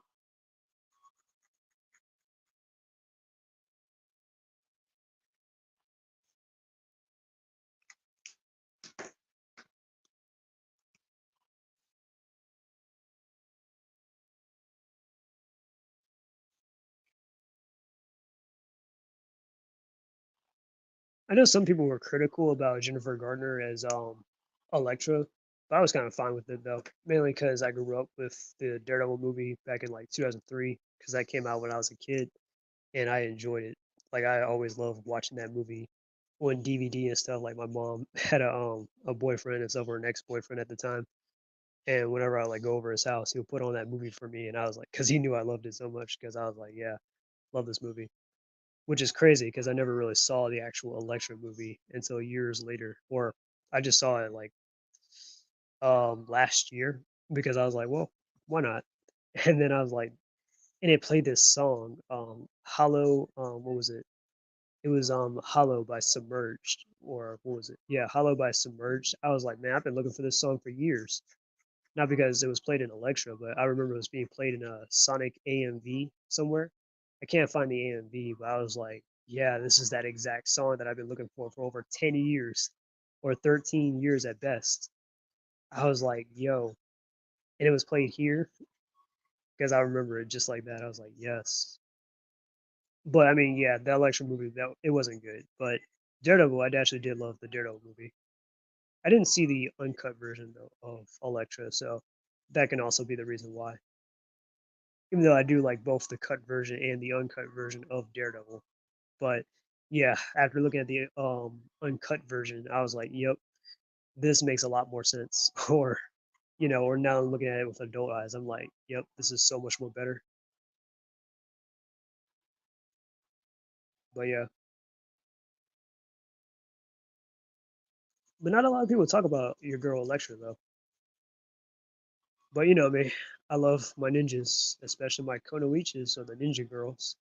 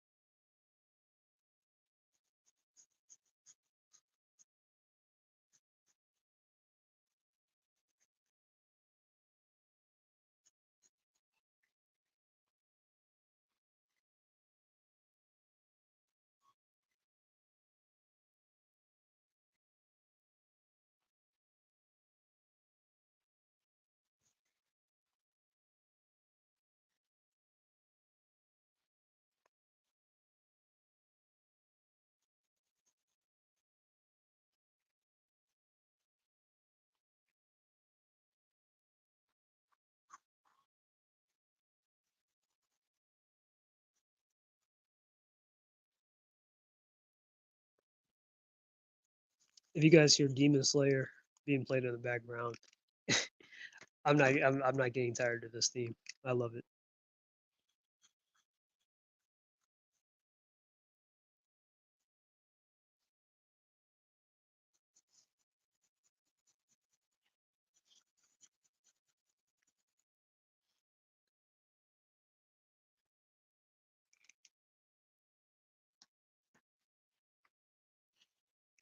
I'll just make this red too.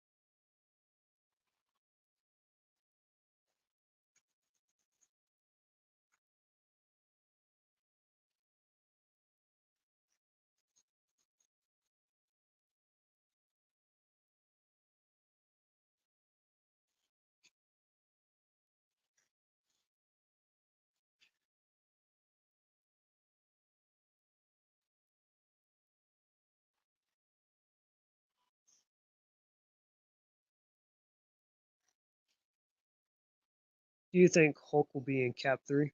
I mean, Cap 4. I said Cap 3. Cap 4. Um, no, I don't think so. Yeah, I probably hope not because they already messed up Hulk bad enough. But because of Red Hulk and stuff, he's gonna be in there. But yeah, I don't know. I don't think so. But that is a big question. How is Falcon going to defeat Red Hulk? A lot of people kind of assume that somebody stronger will probably appear, and Falcon's probably not going to win. That might be true, but I think that maybe what if like Falcon was able to like outsmart the Red Hulk or something and was able to win that way? But that's just my opinion. Or not my opinion, but that's probably how I would go about it. Or even not use the Red Hulk in general. But I mean, you gotta do fan service, right? So, but I think Falcon can probably outsmart him in some kind of way. Not to mention, there was that one time actually where a super soldier actually did fight the Hulk. It was Abomination, but before he got like his full on form, he was like Emil Blonsky, like just regular soldier. He got that a little bit of that super soldier serum. He was going toe to toe with the Hulk in that Incredible Hulk movie. So it is possible, sort of, but yeah. They messed up the Hulk, but to me, it makes sense to bring him back. Yeah, you keep mentioning that one time I remember on a stream with Mary Culture, you were saying like if they went the Savage Hulk route, which yeah, you're right because I actually like read this comic actually not too long ago with the Hulk where the Hulk had like his life all like straightened out and everything. Like Bruce Banner was like no longer. Hang on, let me turn this down. Where like Bruce Banner was like no longer like he had full control of the Hulk and stuff, right? And he was in a relationship and like he was well renowned as a hero. He's got like a presidential like pardon and everything by the president, like all that stuff, Like he was a hero and stuff, he was part of the Avengers, the Defenders, so on and so forth. And then, pretty much his entire life got turned upside down because there was a Doctor Strange villain named Nightmare who pretty much made Bruce Banner go back to being the Hulk, but not even just the Hulk. He made him like just straight up savage Hulk and stuff, and he just like wrecked everything in sight. Like the Avengers like couldn't handle him. The Fantastic Four was away, but Human Torch couldn't handle him. Like a lot of heroes, they couldn't handle the Hulk. So Doctor Strange had to send the Hulk to like the crossroads and all that. So yeah, I picked up that volume because I was kind of interested in knowing about the Hulk's backstory. I mean, more than just the whole gamma radiation bomb and him saving Rick Jones, which they've never put Rick Jones in anything. So that kind of sucks. I wouldn't say toe to toe. He just He was just fast. As soon as Hulk got near him, Bonsky almost died. Yeah, he if I remember, I think he kicked him or something. And he like, yeah, but still, that was a cool fight though. So I mean, yeah, maybe something like that could probably happen if it was like if it's like well choreographed and all that. But that's just me. Or if like there's a time limit on how long what's his face Ross can stay as Red Hulk or something, and like Falcon would just manage to like wear him out for something long enough for him to just reverse or like return back to his form. I think that can probably be a way for him to win. But as far as I've seen with the trailers, I mean, it looks pretty decent and stuff. Does this get my hopes up? Not really, but well, I am interested at least. I'm like, okay, maybe this might be a somewhat decent movie. But I said the same thing about not Secret Wars, Secret Invasion, where I was like, the trailer looks pretty nice in my opinion. But then look what happened. I didn't even watch the show. I was like, nah, because I was so checked off, like I was so checked out by She-Hulk. So there you go. I just hope that for a bait and switch, Hulk takes over and fights Red Hulk. Black Cat can't win. No, no, he cannot. I think I remember somebody saying something like, "What if they probably brought in She-Hulk or something?" Nah, She-Hulk ain't gonna stand a chance against Red Hulk. Or not a chance, but she ain't gonna win. Especially not MCU She-Hulk, because I'm just like, yeah. But hey, throw her in the little cage match. Let's see her get Molly whooped.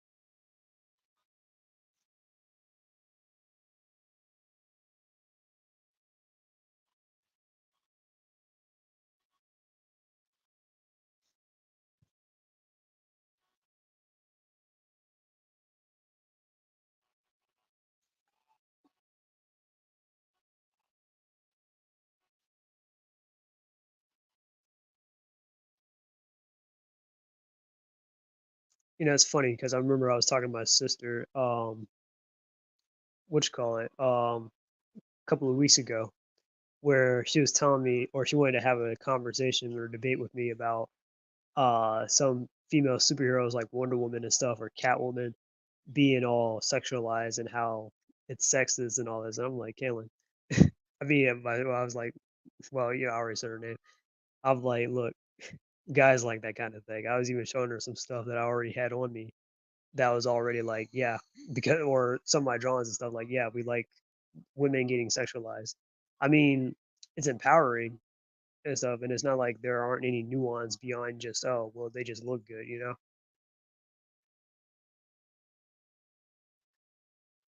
I personally like to see Jen Walters again, but written good and probably just her and Jen. Foreign to be honest, level out. Hmm, I don't know. I mean, maybe. Well, it's not to say I don't like She-Hulk because I do like She-Hulk. I just don't like MCU She-Hulk. You know, because they kind of like made her into like a complete jerk and all that stuff and ruined her origin. So yeah, but I don't know. Maybe if they like waited out a little bit and brought her back and made her like a little bit more of a likable and tolerable character, okay, I could probably forgive. Well, not even forgive. I can't forgive She-Hulk, but I can move past on dunking on her character at least. She's a good character, but they destroyed her writing wise in the MCU. She has meant yes, exactly. Like, look, I know like I'm not even female characters, but even like women in real life have some problems with men. Even like some of the women in my life have problems like with men to an extent. What I mean? Like either relationships with their dad um or maybe like a friend or something, or boyfriend or ex-husband or whatever, you name it. There's probably going to be some kind of problem, sure. But yeah, but with She-Hulk though, yeah, I did not appreciate the man writing and I mean the man hating in there. And I know that's not She-Hulk's actual character. That's a whole lot. Like yeah, that's a misconception. And that was like far from inaccurate. That was a far inaccurate version of She-Hulk. You know, Nerd culture shows up. Yeah, she's trashing the MCU. How's it going, nerd culture? Welcome to the stream. Shouldn't you be in bed? I thought you got to work or something. I do, but I had to go in later. So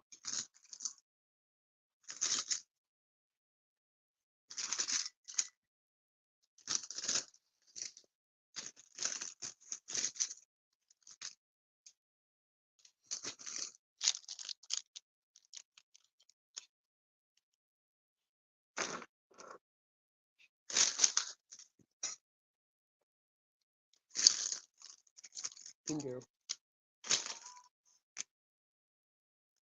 Let's highlight some of these curves.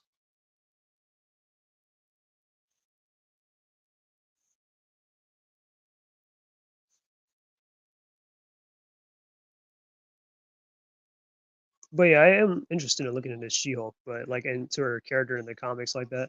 Because I'm not gonna like lie and say like I'm like a huge expert when it comes to like most of her characterizations.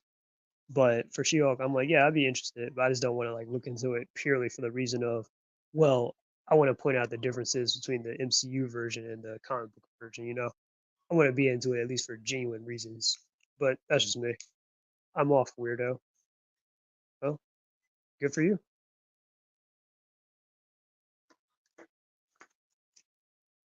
Electra.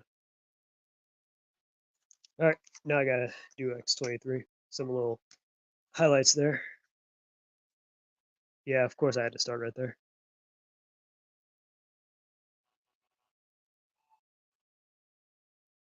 She joins the Fantastic Four sometimes. Yeah, I heard actually. Yeah, she is like a reserve member of the Fantastic Four. Um, there's a writer, John Burns, who I think he introduced that idea. He like fleshed out She-Hulk a lot when it came to that. And I definitely know John Burns because I'm reading his run on Superman, or I read his run on Superman because I was interested in learning more about Superman, and through that, I got to start with John Burns because he's the kind of guy that like he modernized Superman. So I'm like, oh, okay, well, let me check out his work on Superman. Some like it was pretty good. I was like, okay, I think I have a much more better understanding of Superman. He's a good artist too, by the way. But yeah, yeah, yeah. Because I seen the outfit with She-Hulk with the Fantastic Four and all that. Oh yeah. Anyways, got X23. Got my girl Elektra, Wolverine, Deadpool. Nice X23 and Elektra. Thanks, Super Saiyan. Nabakazi. You got Spider-Man, the Human Torch. All right. Next up, we got Blade, and then Gambit, and then I'll probably call it a night.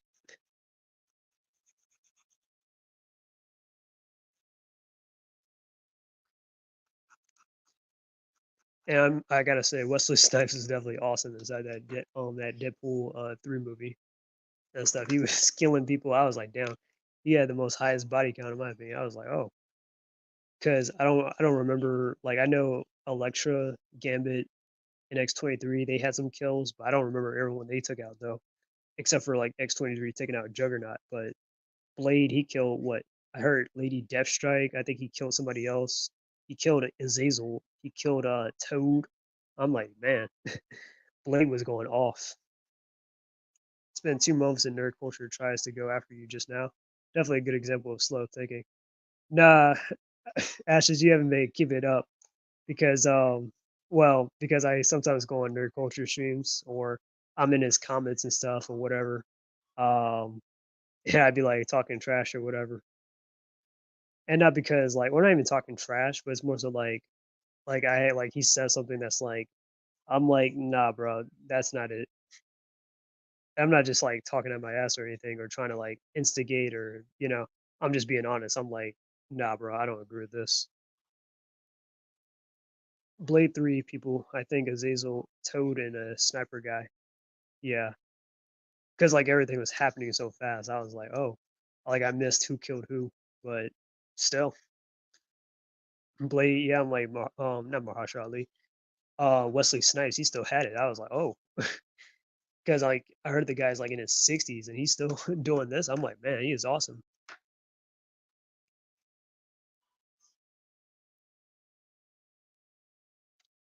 And yeah, and he's an actual martial artist and everything too. Like yeah, like because I've seen the stuff he's been doing inside Blade, so I was like, man, that is so awesome.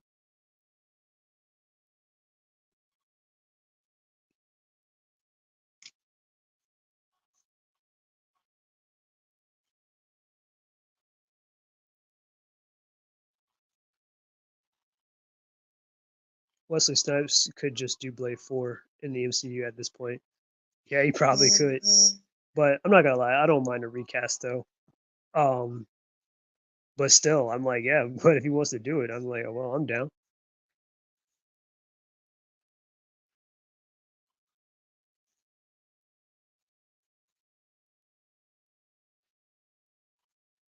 I'm not too much into Blade like that, but still, I'm like, he is a classic black character inside the Marvel comics since like the '70s. So yeah, not to mention he's the one that kind of got everything started with the movies and all that.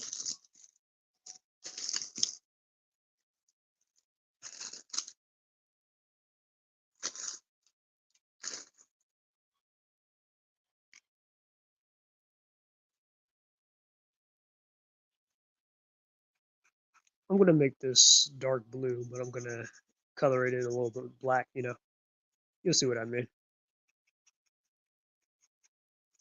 Kind of like how in what was it, Spiderman the animated series, where like Blade had that like I think he had like a little bit of a blue outline or something to his outfit. I prefer Blade bald or with a fade? I mean, I prefer him with a fade, but I mean, but I mean, I'm not gonna lie, he still look good bald too. He still looks pretty cool. But yeah, because yeah, I need to watch that Blade anime though. I hear it's actually pretty good. But yeah, definitely with hair though. But he doesn't look bad either, like bald and all that. I'm just like, just give him a little goatee or something, he'll be good. Kind of like Luke Cage, but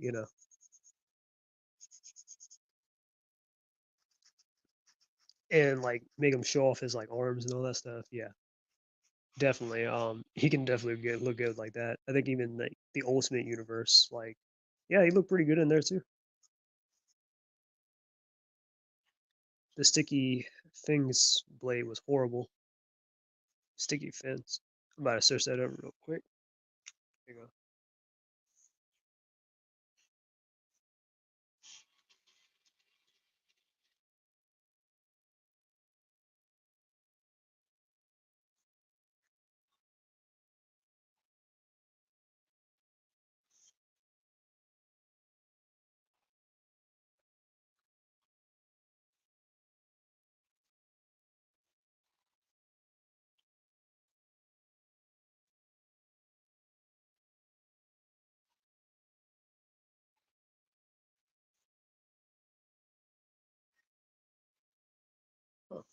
I did not know Blade had his own his own series.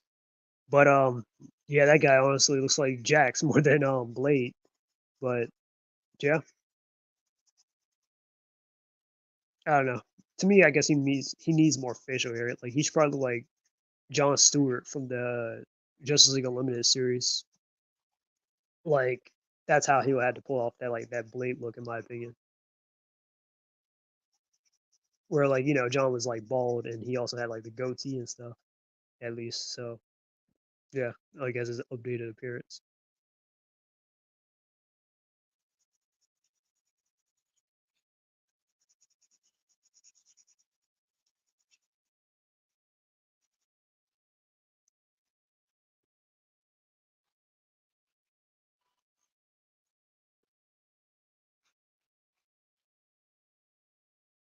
And then not to mention that Blade video game is supposed to be coming out. I think it was supposed to come out this year too. Speaking of which, but that would definitely be fun to play.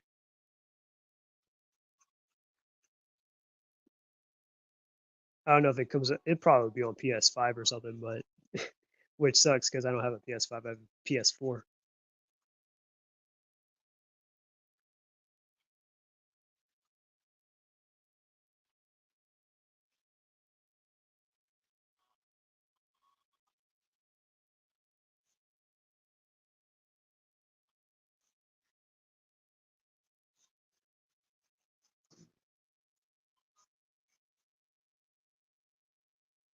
Yeah, hopefully we get news on it soon. Yeah, we need to definitely see some gameplay or something. But yeah, but that game definitely needs to be like a hack and slash or something like Devil May Cry. That would be awesome. Like with Blade, which I've been watching Buffy the Vampire Slayer recently, and that's a pretty good show. It's funny, but also is like, wow, this screams 2000, but it's still kind of good though.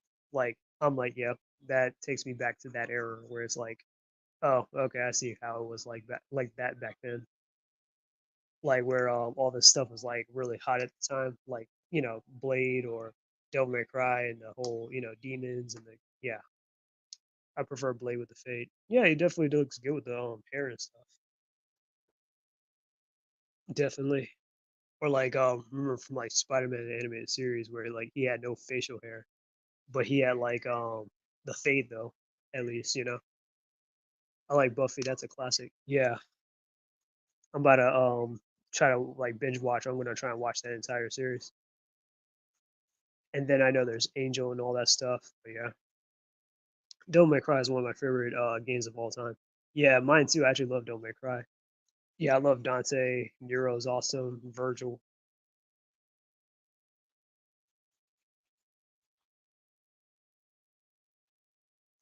Man, God of War. Yeah, like all that stuff was like, yeah, the 2000s back in the day.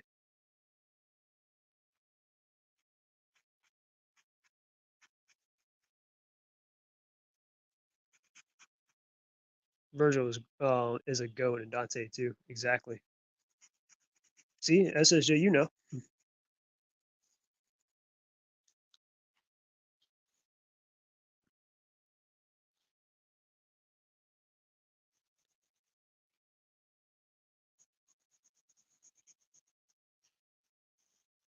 But I'm starting to like the more I keep watching Buffy, the more is like, wow, I see where a lot of these people will get these ideas now for like some of the CW shows, like um like the Arrowverse and stuff. I'm like, yeah, they definitely based a lot of this stuff off of Buffy, didn't they?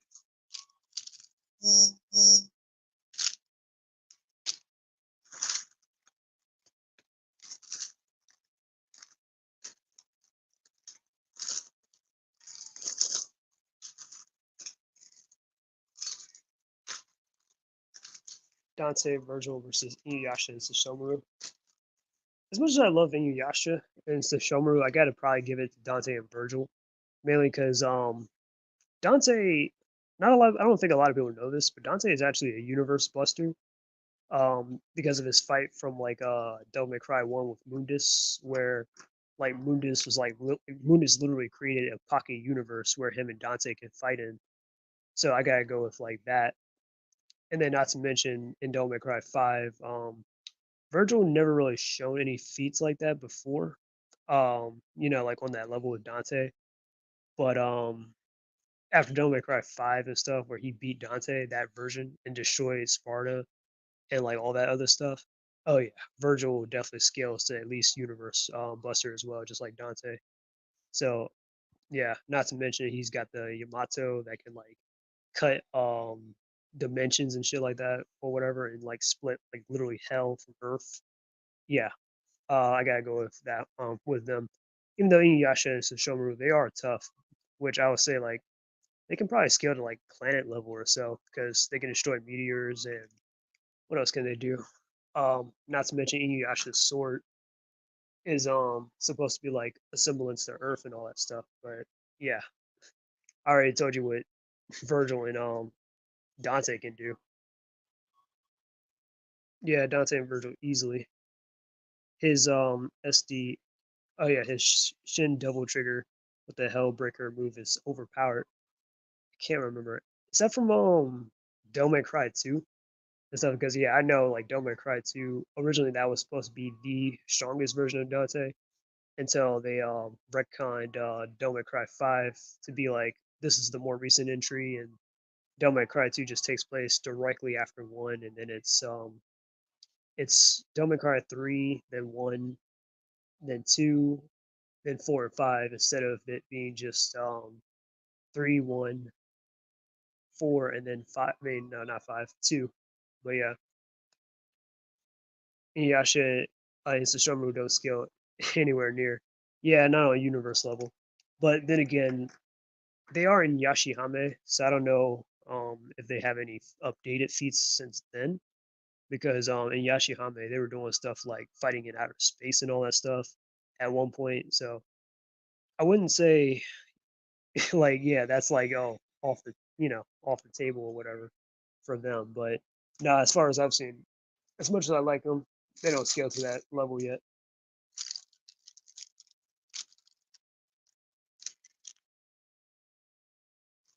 Figure it's fun one since they both are demon hybrids.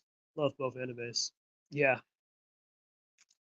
Not to mention, Don't Make Cry was supposed to have a new anime that was coming out on Netflix. I was actually looking forward to that.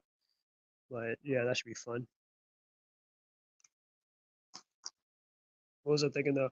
Yeah, because Inuyasha is like half demon and Sesshomaru. Well, because he's Inuyasha's half brother on his dad's side, Sesshomaru is full demon, which is kind of weird because Sesshomaru is like 900 years old compared to Inuyasha, who's like 200.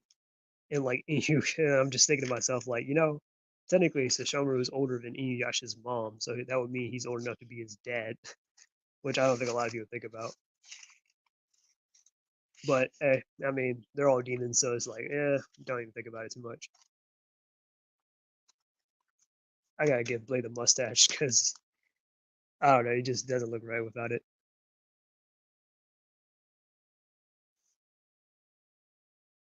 All right, I am almost finished. I just have Gambit left, and I got 17 minutes before it's like 12 o'clock. So can I actually pull it off? Actually, speaking of which, I gotta do a little bit of this outline.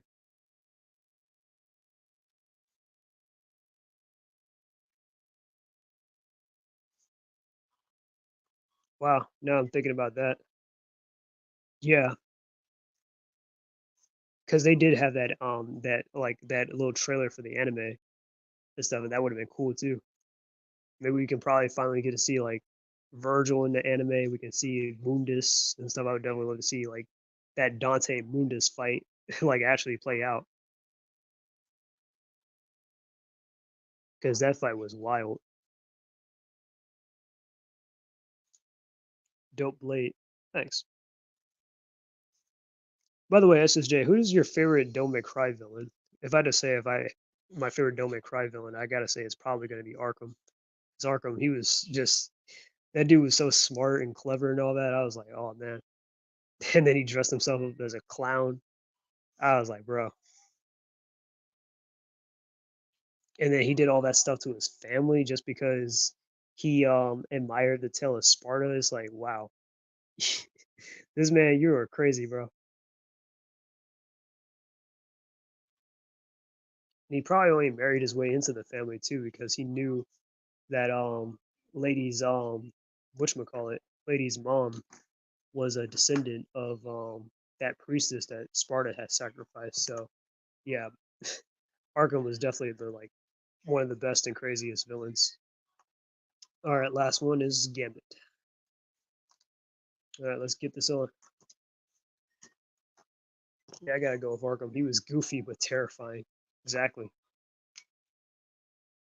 Like, man, he really screwed over. Like, he played Virgil, Dante, and Lady all at the same time just to just to get him to that one point. He's like, all right, well, he's like, you got everything, Virgil. You got the you got the amulet. You got Sparta's blood, but you're missing one thing: the blood of the priestess that Sparta sacrificed. I was like, what is going on? Because he kept switching back and forth. And I was like, wait, are they working together? Or I was like, no, he is the clown. That was crazy. Devil May Cry 4 was kind of mid. Devil May Cry 5 didn't really have a villain since Virgil turns good later. Yeah, I don't know. I mean, I still kind of, because I think Virgil might have killed some innocent people too. So I might have to count him as the villain um, for that. But yeah.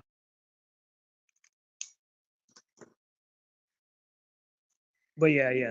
Yeah, now that you mentioned it, Devil May Cry 4, Sanctus was not a he was he was a sort of okay villain, I guess, but he wasn't like as big as like Mundus or Arkham though, or even Arius. And we don't talk about Devil May Cry. Devil May Cry. You talking about the anime? Yeah. I actually did like the anime though, but to be honest, it's not like in the games where like it gives you that kind of thing in the games where like Dante, yeah, how he actually is, or his like devil arms or anything like that.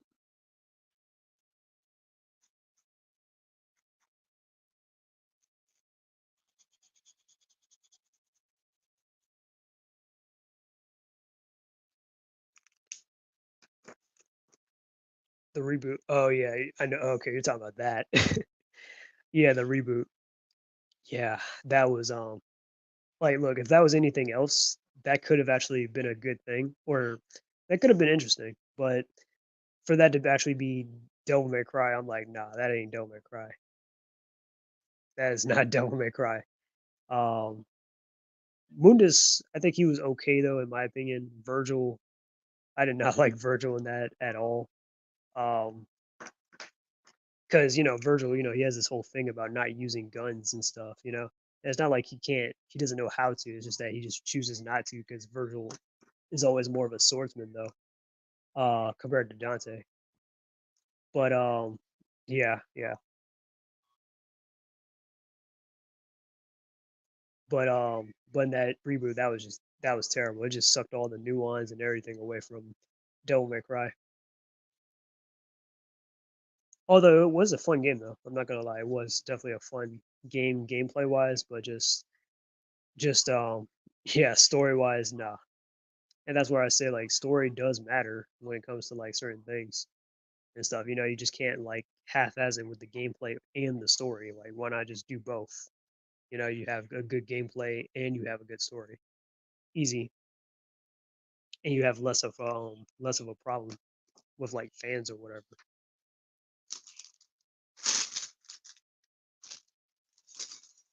Let's go for Magenta Look. If I had a gameplay, but that's not Devil May Cry. Yeah, it was definitely not. It really tried to like it tried so hard to be so edgy. Although I'm not gonna lie, some of the stuff was a little funny. Like if you look at it in a maybe of a parody kind of way, or I don't know, or maybe some of like the meta stuff I guess they're talking about. But it's just like yeah, about corporations and all that. But other than that, it's just like yeah, they ain't Devil May Cry though.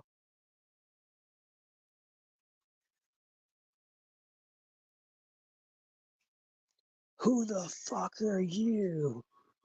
I'm your prom date.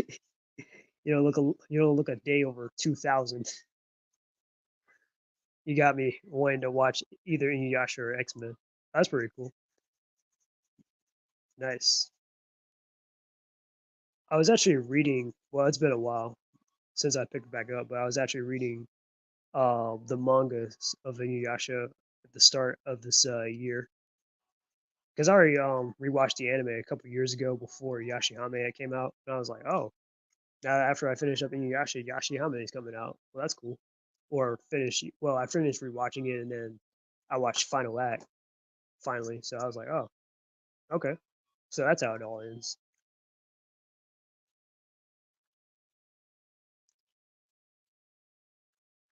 Speaking of which, now that you bring it up, that actually reminds me how like Inuyasha has this ability where he can just like Dante's devil arms, um Inuyasha can absorb the abilities of any demon he slays with his Tessaiga or his not Tessaiga, but with his Tessaiga, because that's how he got his admin barrage, which is probably one of my favorite attacks from Inuyasha. And I think he at one point in the manga, I think he can make his sword go like on fire or something. So that's pretty cool. But yeah, I have a big Inuyasha mangas. I need a few more until I have the full set.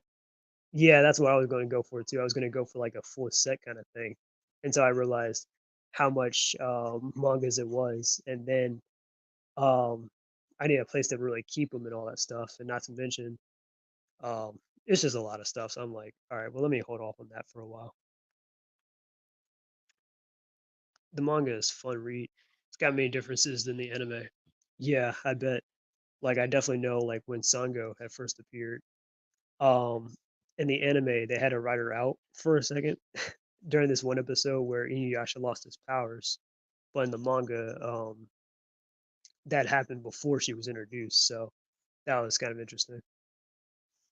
And I think Koga got a new power too or something, but that never I don't think that got shown in the anime though, except for like a little bit in the final act. But yeah, I just can't believe somebody would feel nothing after a Nano episode, but my friend proved me wrong.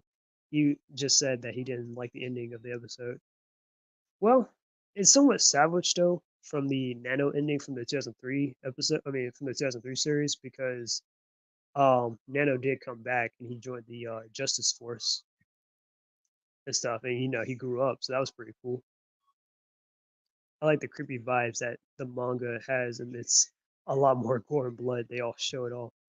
I'm not gonna lie, I was showing my family Inuyasha one time, and they were like, I was like, I like it was like probably the first couple episodes with the centipede lady, and I was like going to myself like, yeah, I forgot how creepy Inuyasha can be sometimes because I was like, yeah, compared to other shonen mangas or animes or whatever, like Naruto or Bleach or whatever, I'm like or Dragon Ball. Yeah, they really can go there when it comes to creepy or dark. You remember the Noah mask from Inuyasha? Sort of. Like, wasn't that thing that was like I think eating off people's faces or something like that in the modern day world? Because I think I just got done reading. Well, when I finished up my last Inuyasha manga, that kid that died in that fire and stuff. That was dark. And then she was trying to kill her family because she was mad at her mom or something like that because she thought that her mom favored her brother over her.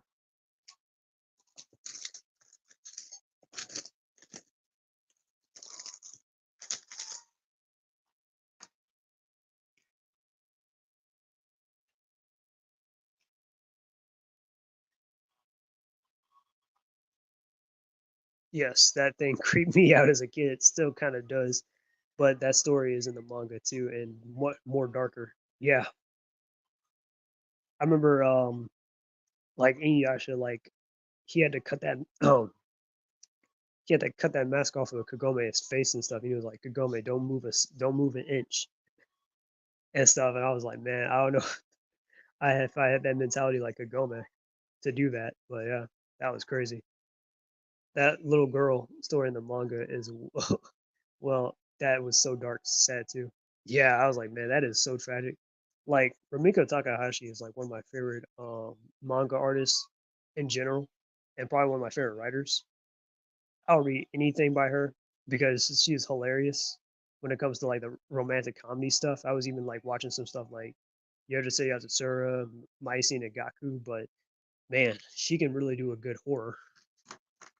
She can really do a good horror, and she definitely has like an affinity for like ghosts and yokais and all that. It's in almost all of her work, in my opinion. So, yeah,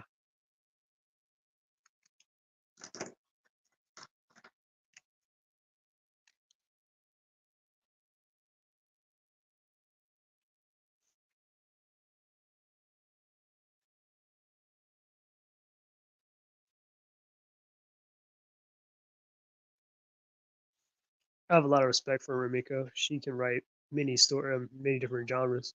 Yeah, I haven't even read all of her work or anything or watched all of her work, but I think I've seen at least like 4 or 5 shows that she's worked on or done, or mangas and stuff that she's like, that's related, like Yashihame, Yasha, Urusei Yatsura, Ramen and a Half, you know, the whole wet works. All right, where's that dark gray? I am almost finished, but it's about to be 12, so got like 4 minutes left.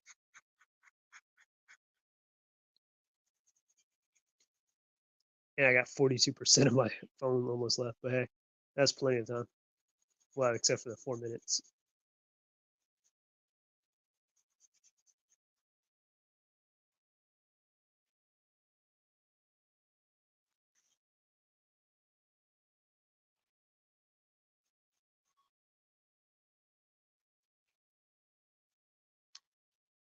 I'll be right back if I can. Hang on. I'll be right back.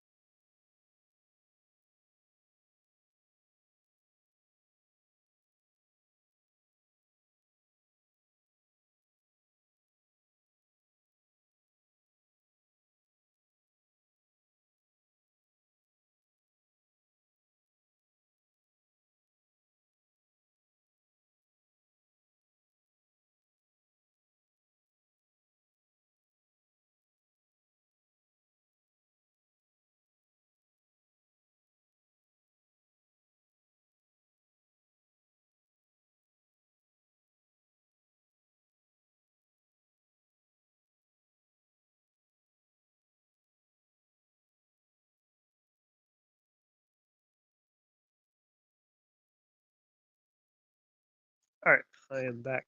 Sorry for that. Had to do something, but yep. Looks like I'm not gonna make it before 12. But oh well. I'm almost finished anyways.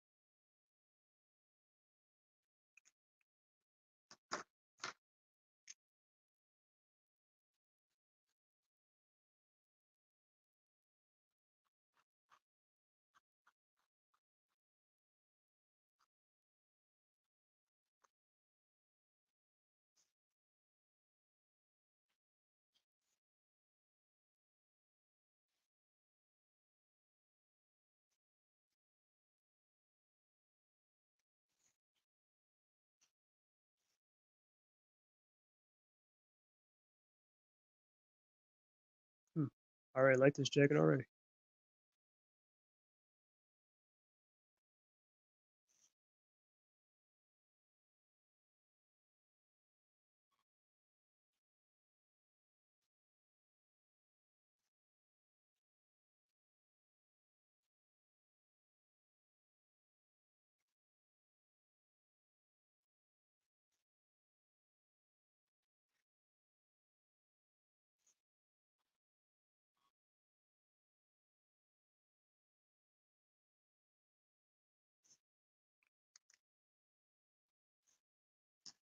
All right, and there's Gambit.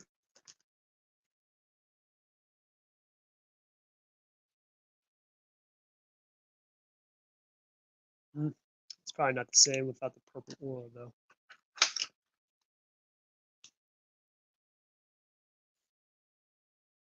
Well, the kinetic energy.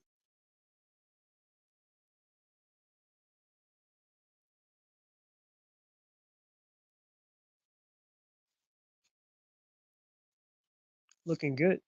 Thanks, man. Appreciate it.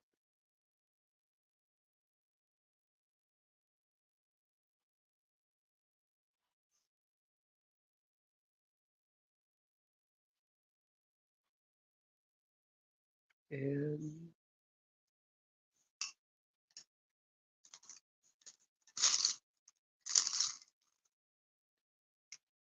go.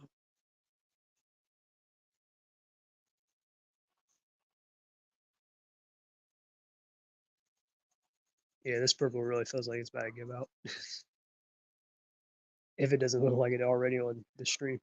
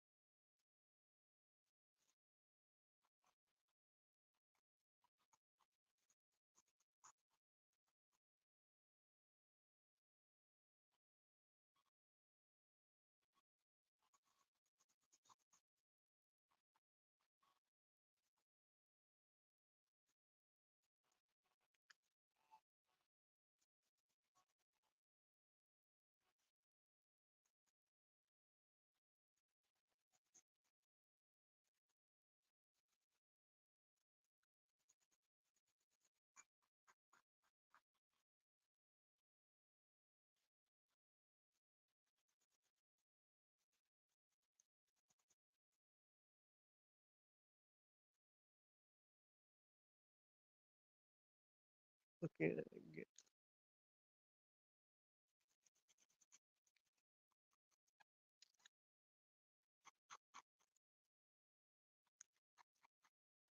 Just a little bit more.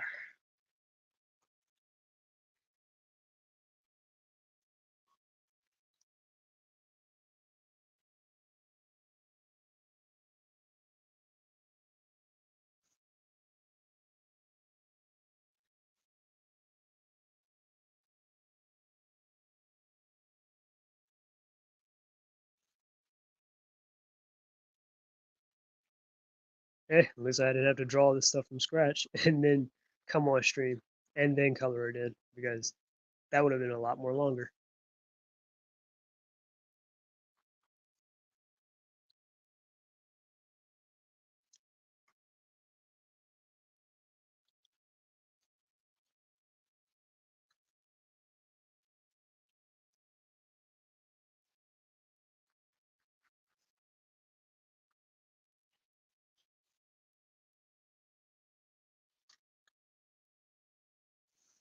There we go.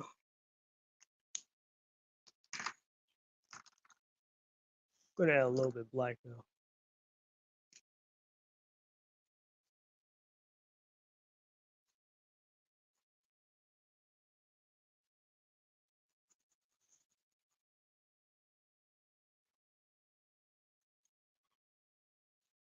Yeah, that's a little bit better.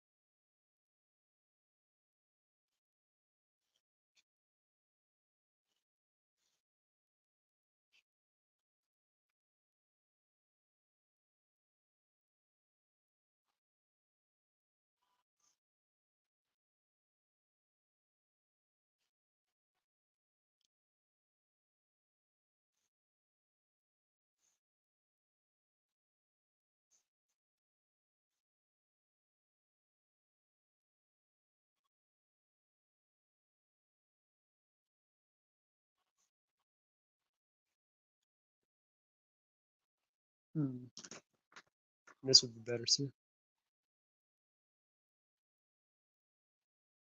All right, I think I'm gonna stop it right here. Gambit.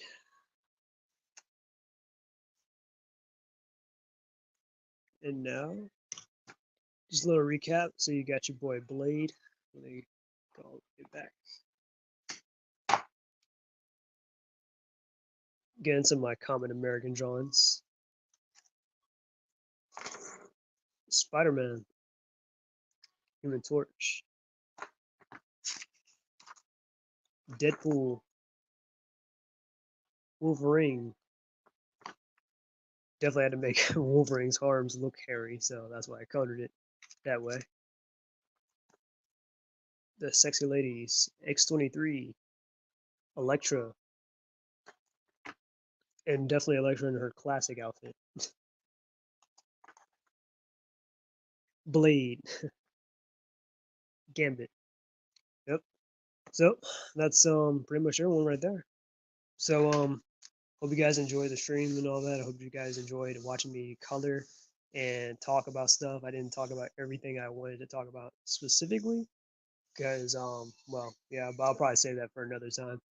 And I probably also wanted to color in some Demon Slayer stuff, but or draw some Demon Slayer stuff. But like I said, I decided already before this stream that I was gonna work on that probably tomorrow. So I might do a stream tomorrow and do exactly like this, but with Demon Slayer characters. But yeah, look out for that. All right, this is the Joni Level Fox, and I am out. Peace. Until we meet again.